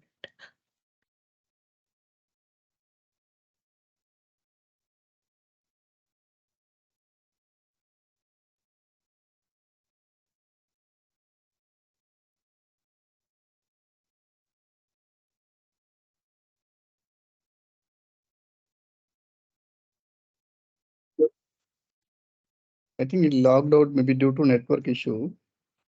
Yes, he have messaged me. I am sharing my screen. 1 minute. Okay, cool then. Cool. Just 1 minute.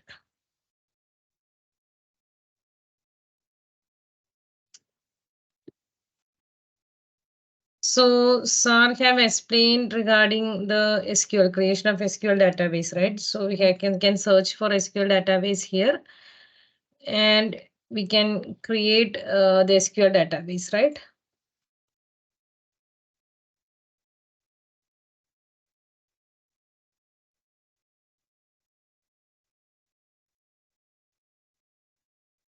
Yes, subscription.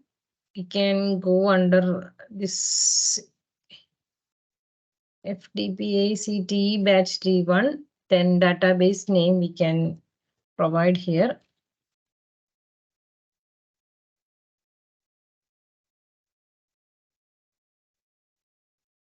Okay.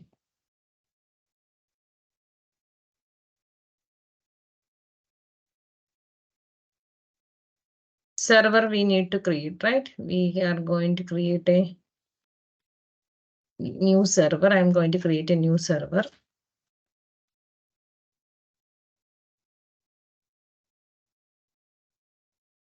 Location is US. And you have to use, I think sir have explained this one, right? We are using the SQL authentication. So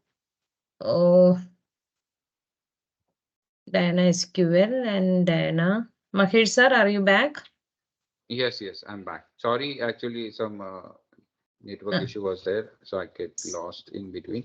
So let us now, let me share my screen. Oh, sure. Yes, I'm please. stop sharing.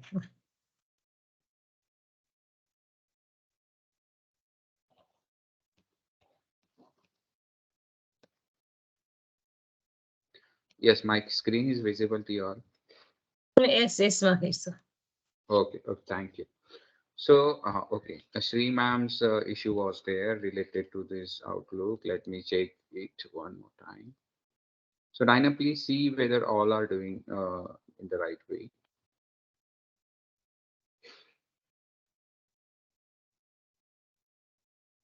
Whatever screenshots you have shared, it is less than 500 only, 375 or something. Okay, fine.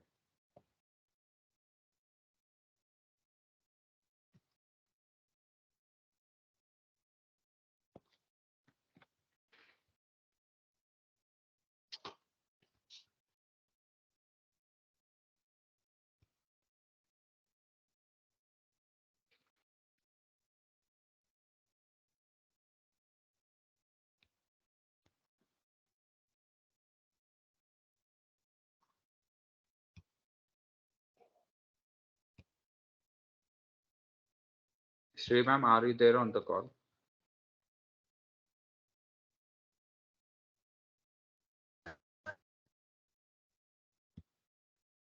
Hello.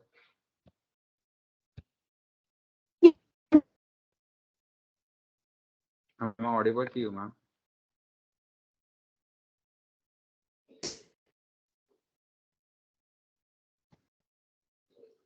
Hello.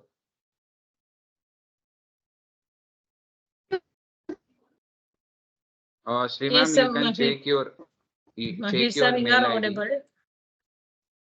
Actually, Sri ma'am is having some internet issue. Okay, Sri ma'am, Yes. it's added. Your account has been added now.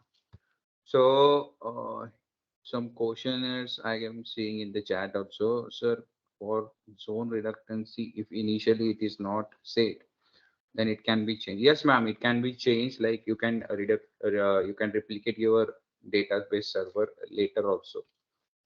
So each and everything can be done in this Azure portal. Okay. So this is how we have deployed our SQL database. Now we need to click on go to resource. So click on go to resource, where you will be finding one server you will be creating with one database. Okay, so this is the dashboard where you will be monitoring your SQL database. Okay, so this is the menu where you can find some categories. Settings are there, data managements are there, integrations are there, power platforms are there, security are there. So from here, like the questions were asked by some of the faculty, like we can laterly we can change the setting, like whatever demands we have given to this Microsoft Azure, and if the scenario happens as like the demands get changed by ourselves. So can we do that also? Yes, we can do that. From where we can do this thing? We can do it from this menu itself.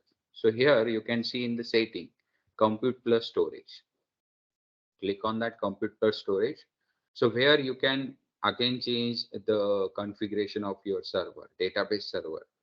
So you can choose provisional, you can choose serverless, you can choose any type of service tier.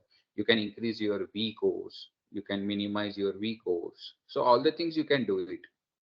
Connection strings, where you can take this connection string and you can use to connect to your local machine. So all those things are there where from where you can do the changes. Okay, so those are the things you will be monitoring from this.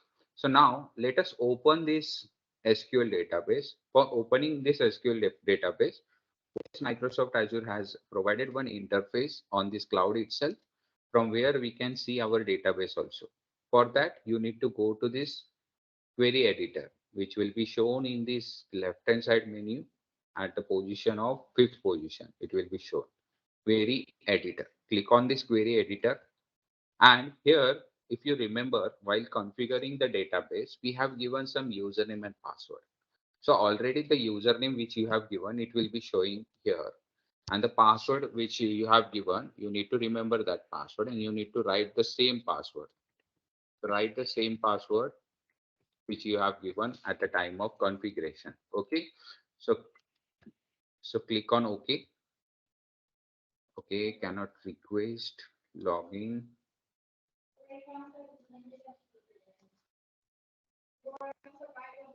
So Sir, we are getting the same. Sir, we are getting yourself. What type of error you are getting, sir? Read the error.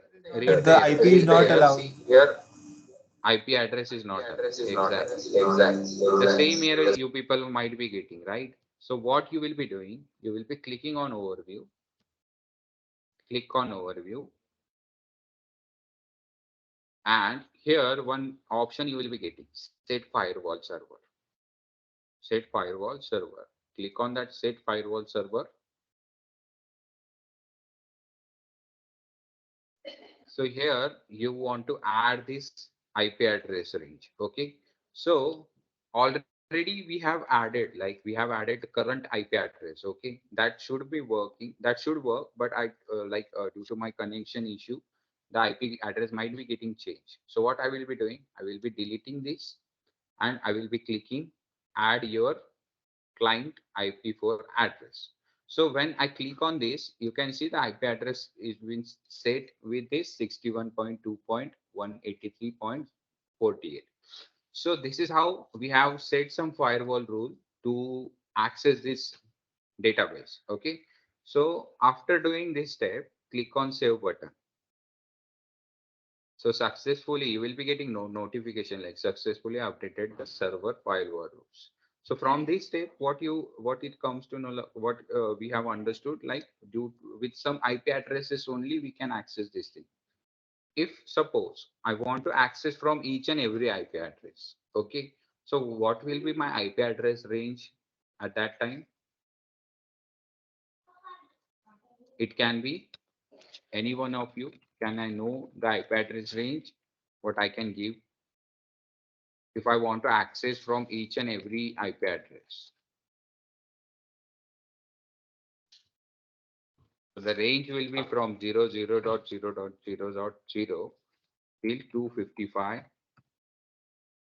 So this is for explanation purpose. There is no necessity to add this thing also. For your explanation, part, like if I want to add each IP address, so I will be setting this firewall rule here. Okay. And after setting this firewall rule, so any IP address can access my database server and can access my database also if he knows the username and password. Okay. So this is the part of firewall rules. This is the part of security what we are doing with our database or database server. Okay. So let us save this option. Save this option. So after updating this to IP address, now what I will be doing, I will be going to my previous state. So how to go? So here you will be getting this your point. You will be redirecting to your SQL database. Now go to this query editor and type the password.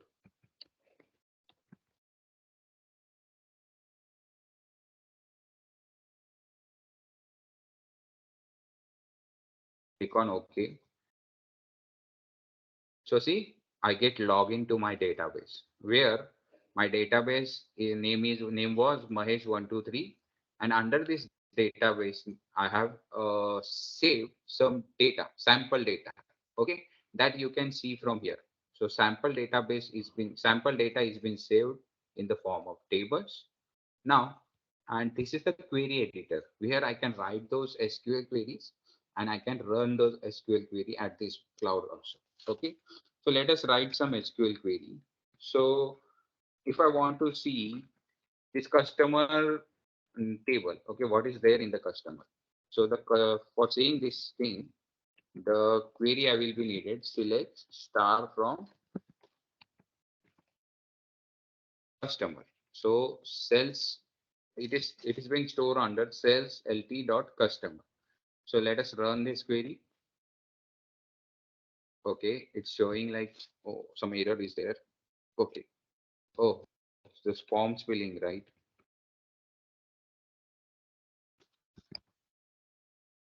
Run this command, and here the result you will be getting here. See, the customer table is visible for us, and in that customer table, I'm getting the customer name. So you can run any SQL commands at this point. If I want to see the count of rows, I will be choosing count. Okay, and I will be running this command. So how many counts of data I'm having? 847 customer list I'm having with this customer table. So this is the sample database we have created and we have stored in our database. So this is the practical we have completed on cloud. Okay, related to this SQL database. Now, everyone reached till this step? Yes. So you can explore more SQL queries. You can create new table. You can insert values in that. Okay. Yes, everyone has performed this till here.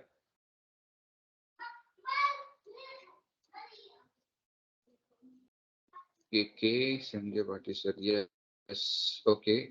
Cool, sir. So, sir, you can post the screenshot in the chat box also. So, yes, thank you. Thank you for posting screenshot. Okay. Now, what if I tell you I want to configure this SQL database to my local machine? So how I will be configuring? Do anyone know this thing? If I want to configure this online database which I have created, which is there on my cloud, I want to configure that database to my local machine. So whether it can be possible or not, it is possible or not, let me know this. Yes, this is possible or not? It is possible. Yes, it is possible. Yes, it is right? possible. Right.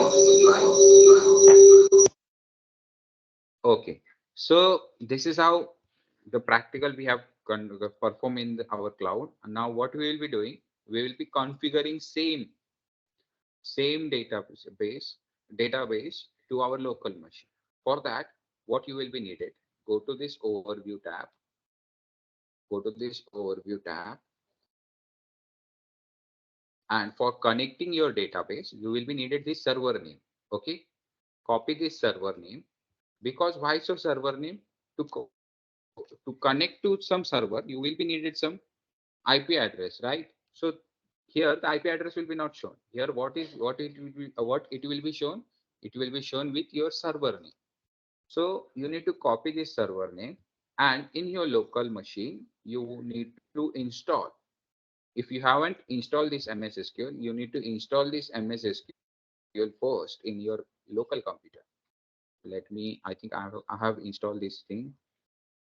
See, this local management server is there, SQL Server Management Studio. So this SQL Server Management Studio you need to install. If you haven't installed it, you can install. I will be providing you a link of that.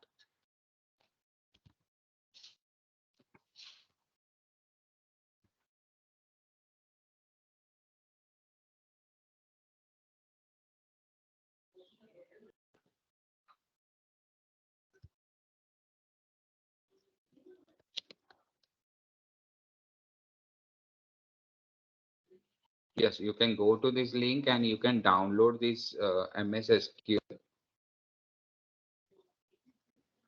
Let me pin this. Okay, I have pinned this URL, so you can download this thing, MS SQL, to your local desktop. If you want to try this database to be configured to the local machine, you can try this thing also. So this is the link I have given to you. So now let me open my management studio. I think I have to.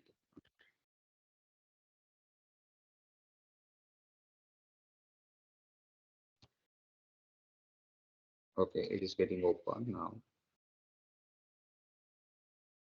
So this is like MySQL, you're using Workbench. The same way, this is the interface. This is the DBMS software which has been given by Microsoft, and where we can access this database.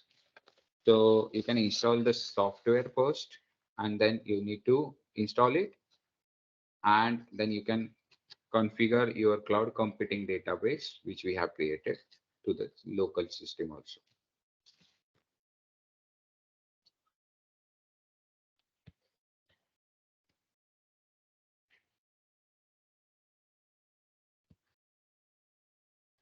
It's taking time, I think. So let me see.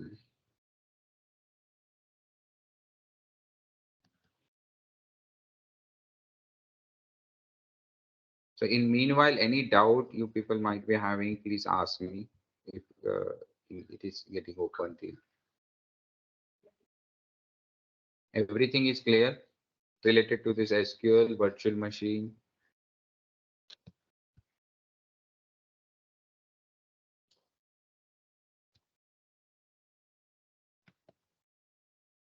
So here you can see the interface of Microsoft SQL Server Management Studio, where you will be selecting server type as database engine only. And here you will be pasting the server name. Okay. So the server name which you will be having on your Azure portal. Okay. In the overview.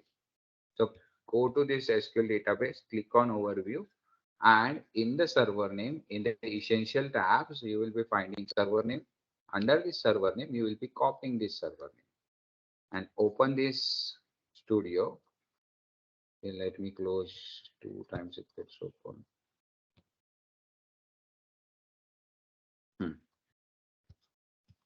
So here you will be copy and pasting that server name, and in the bottom, you will be choosing the authentication.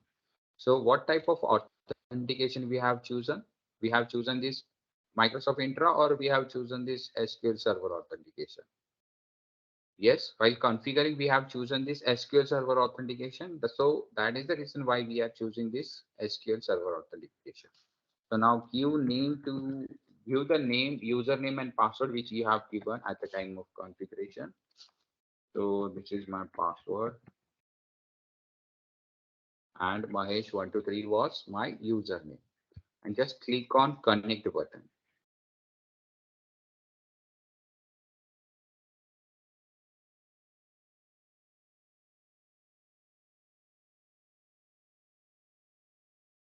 So see, this has been connected to my Azure database, okay, where server, and where I can find the databases which are there in my server. So here you can see Mahesh123 is the database we have created. Under this Mahesh123, I have some sample data which I can see in the tables. Here it is, those data are there. So if I want to use this thing, I can use this.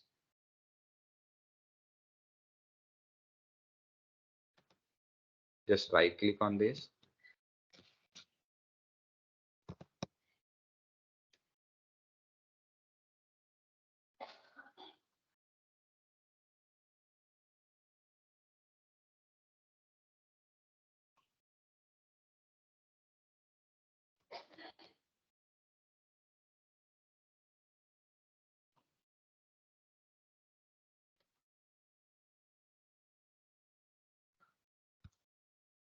So see the customer name, like when I click on the table, all the details related to this customer, like this, those are the constraints which are used for this table, and I want to see the data. So I will be just right clicking on that, and I will be choosing select 1000 rows. Okay, and this will be opening the data which is there in this customer table. So this is how automatically one command will be getting run, and the output will be shown in this place. So this is how I can edit whatever things I want to edit in this database. Either I want to create a new table also, I can edit here. I can select a new query from this place, or I can directly go to this Mahesh, or I can just click over here, right click here, and I will be finding one new query option. I will be clicking on that new query, and one table I can create here. So see, new database, new query. So if I click on new query, some new query is been generated. I can write some query in this thing also. So take a screenshot of this also, and you can post it in chat if you have installed this thing.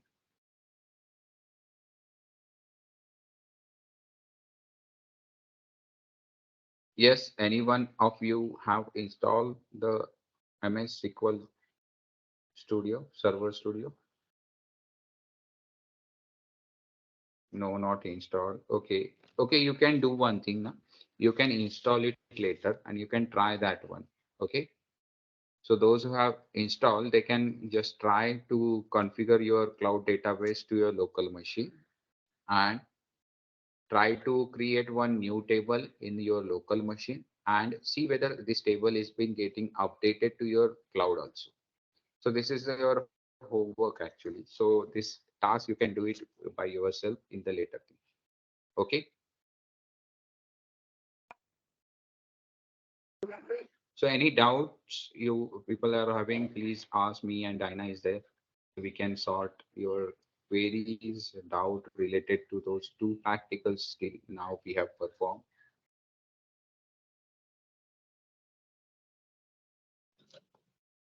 Yes.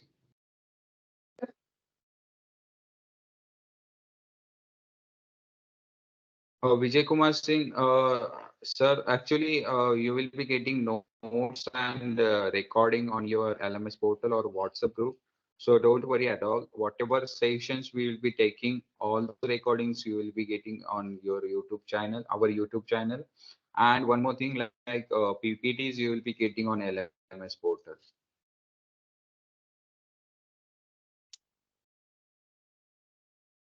So, what is the minimum requirement of computer system to have different virtual machine? I'm not getting your question, sir. Can you just unmute yourself and let me know what the question you are asking to me?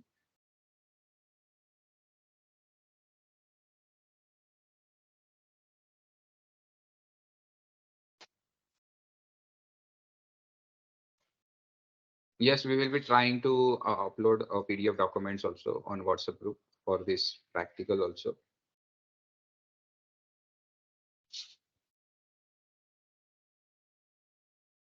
Makesh, I think it is there in the PPT, right? SQL database creation and all. steps. PPT is, it is there in the PPT.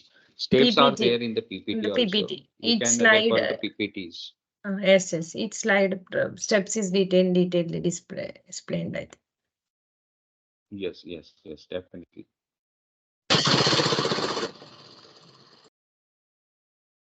Any other cloud other than Azure? What about the cost of other clouds? Oh, yes, sir. So the cost will be definitely getting increased if you are using some third-party software which is not related to this Microsoft company. So for that they will be charging you, sir. Not that much they will be charging, but little bit they will be charging for that, for using different company services on cloud. So like one more thing I want to show to you all. Okay, now we have configured this. How to delete these resources? You will be clicking on this delete button. Whatever resources you have created. So why I'm continuously saying resources, because this is the resource like from which we are doing some compute things. Okay, so that is what that is the reason why I'm calling this as a resource. So you can delete your database from here also. Otherwise, you can do one thing. Just click on this, go to your resources, and here you can delete this thing. Click on delete, type SQL database name. So my SQL database name was Mahesh123. So otherwise you can, if you don't remember, so here the hint will be given like you want to delete this thing Mahesh123. You can just copy from here and you can write the name. Click on delete button. So successfully deleted the database. And now you want to delete a server also. Delete the deployment also. So here you will be deleting deployment also. So these things are, this is how you will be deleting your resources from this EF subscription. And one more thing I want to show to you all. If suppose I want to configure my SQL database. Okay. So what I will be doing, I will be writing this MySQL. Okay. So here you can see the services with MySQL, the Azure database is providing. Okay. For creating MySQL database, I will be using these two services. One is with Azure database for MySQL server, and other one is Azure database for MySQL flexible server. So let us click on that also. Let us see that thing. Now, the thing we have performed previously, it was with Microsoft SQL Server. And the thing what I'm showing right now, it is with MySQL Server. So this is the third party actually application, right? So that is also supported by this Microsoft Azure. So here, if you create one MySQL, okay, let us create this thing. Click on create. So here you can create the same task you need to perform. What you have performed in this previous practical, the same task you will be performing here also. Okay. Only some 2 or 3 steps will be somewhat different. That depends on the demand what you are having. Okay. So here I will be choosing, I will be having 2 services, one with flexible and one with WordPress and MySQL flexible. So this is somewhat like static database server, like whether it is having WordPress file inbuilt in it. Okay. And this is the flexible server where you can have this flexibility option.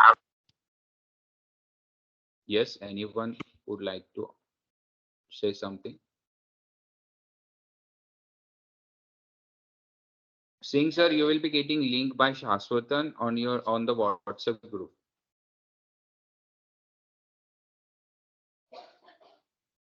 Okay, Ashish Kakne sir. Sir, this is your Outlook ID, like whether it is Outlook ID or it is, I'm getting like it is showing hotmail.com. So for configuring for having this subscription, okay, you are asking about LMS.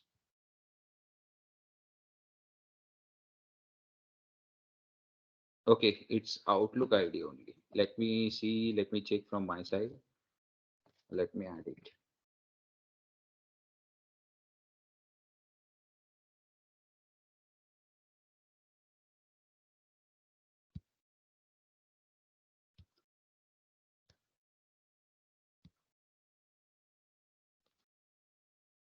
Hope so. Everyone have deleted their resources which you have created.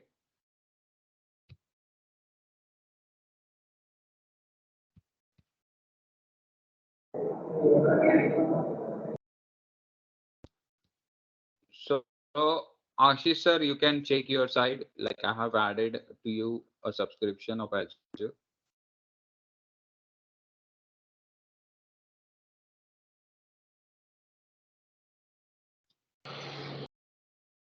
Okay, okay, fine.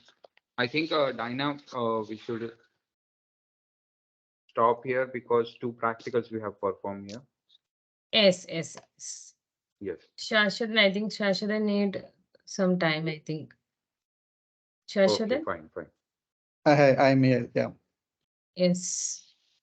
So thank you so much, Diana and Magesh. Maybe I'll just switch off my camera also, because like my internet is very poor here because of rain. So yeah, I hope like everybody enjoyed your session today also as you enjoyed yesterday. I hope like all your queries are sorted. Even if you're having any queries, don't worry, like we also have like 3 more days to sort out your queries. Meantime, like today also you can use the time to do your practicals, and if you have any questions, you can come back and you can also get this clarified from Magesh as well as from Diana. So I'll just take 2 to 3 minutes talking about this LMS. I request all of you to stay back just for 2 minutes. Before I share my screen, one reminder to all of you, like yesterday almost 140 participants have registered your attendance or marked your attendance using this LMS. I kindly request all of you to mark your attendance today also. So far, almost like 90 participants marked your attendance today. So I request the remaining participants to mark your attendance. Please do it like before 2 o'clock, because it will be very difficult for us to consider your attendance if you're marking after 2 o'clock or late evening or very early morning. So we usually consider this attendance only during 9:30 to 1:30 or like 9:30 to 2 o'clock. So I kindly request you to mark your attendance before 2 o'clock. And I just share my screen in case like if any of you are joining today. Maybe just a minute. I'll just share my LMS. I hope like all of you got the clarity about this LMS, but still I'm sharing my screen.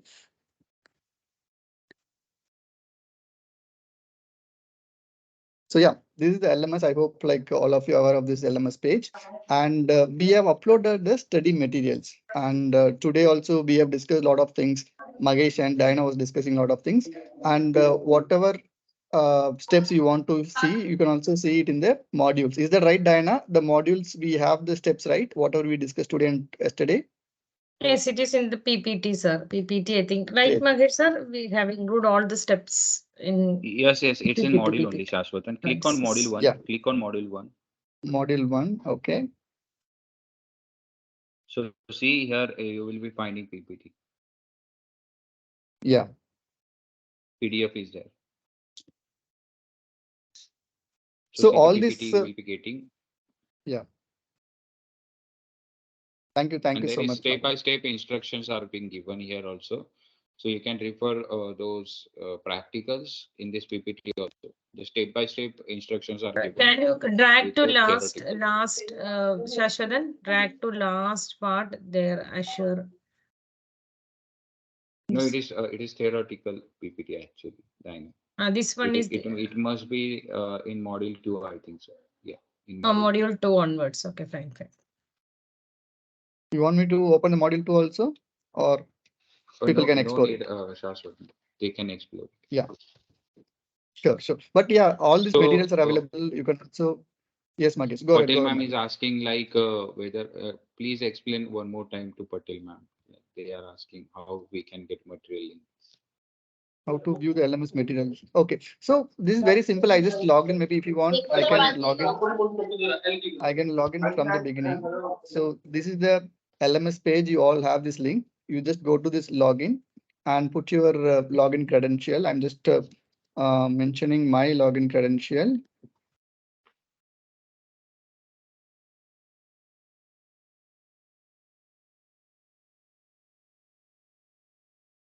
So just put your login credential, and here in the left hand side, you can see like different tabs. Go to the study material, and in that study material, click this. And after that, you can click like whatever modules you want, you can click that. I think so far we have completed 2 modules, first and second module. This 3 I think module 3, there is one module is like empty. You can remove that. So, I mean, you can ignore that. But yeah, so module 1 and module 2, you can refer to this module for yesterday's and today's session. So if you open that, you will get a link. Just click that. You can also text to the new PPT or PDF file. You can also download and save it in your device also, so that you can refer at any time if you want. And again, this LMS login credential also is a lifelong credential. You can also use it at any time. But yeah, so this is the study materials. And if you come down here, we have the self attendance. Again, yesterday also we have discussed every day you have to mark your attendance, like mark it only for once, not like 2-3 times. Once you mark once, you will get a message saying like your attendance is marked successfully. So no need to press it like 2 to 3 times. But maybe if you're not getting this pop-up message, you can press it again. Otherwise, like just give one click, you will get this message. And this is how you have to mark your attendance. You have to mark your attendance every day on a daily basis. Again, please do it only during the session time, morning 9:30 to 1:30 or till 2 o'clock. So this is about this LMS. What I'll do now, maybe I can also send you the in the WhatsApp group. I can send you the LMS registration process once again, because I have seen like few people have joined the WhatsApp group today. So I'm just sending you the LMS registration process once again in the LMS. I mean in the WhatsApp group. If you want, you can also register once again. But again reminding you, people who is having minimum 3 days of attendance only, we can give you the certificate. If you're having less than 3 days, then certificates will not be issued. So I just stop my screen now. And one more update is like I can also see a lot of new people are joining our WhatsApp group. So by end of tomorrow evening, but just give me 1 minute time. Just 1 minute.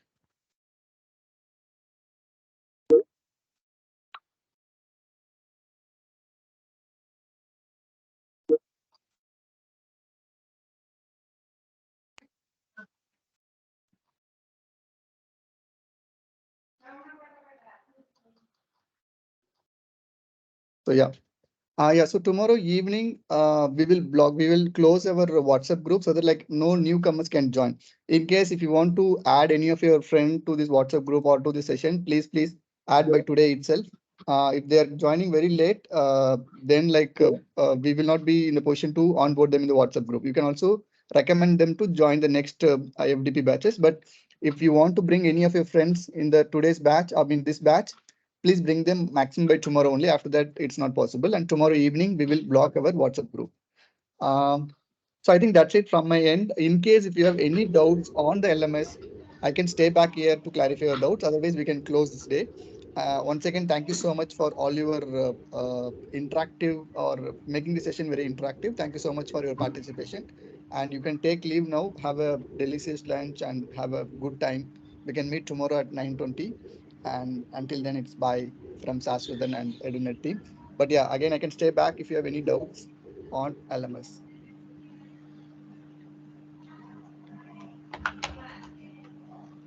Hello, sir. Okay, thank you. Thank you all. Thank you, Magesh. Thank you all. Thank you. Bye.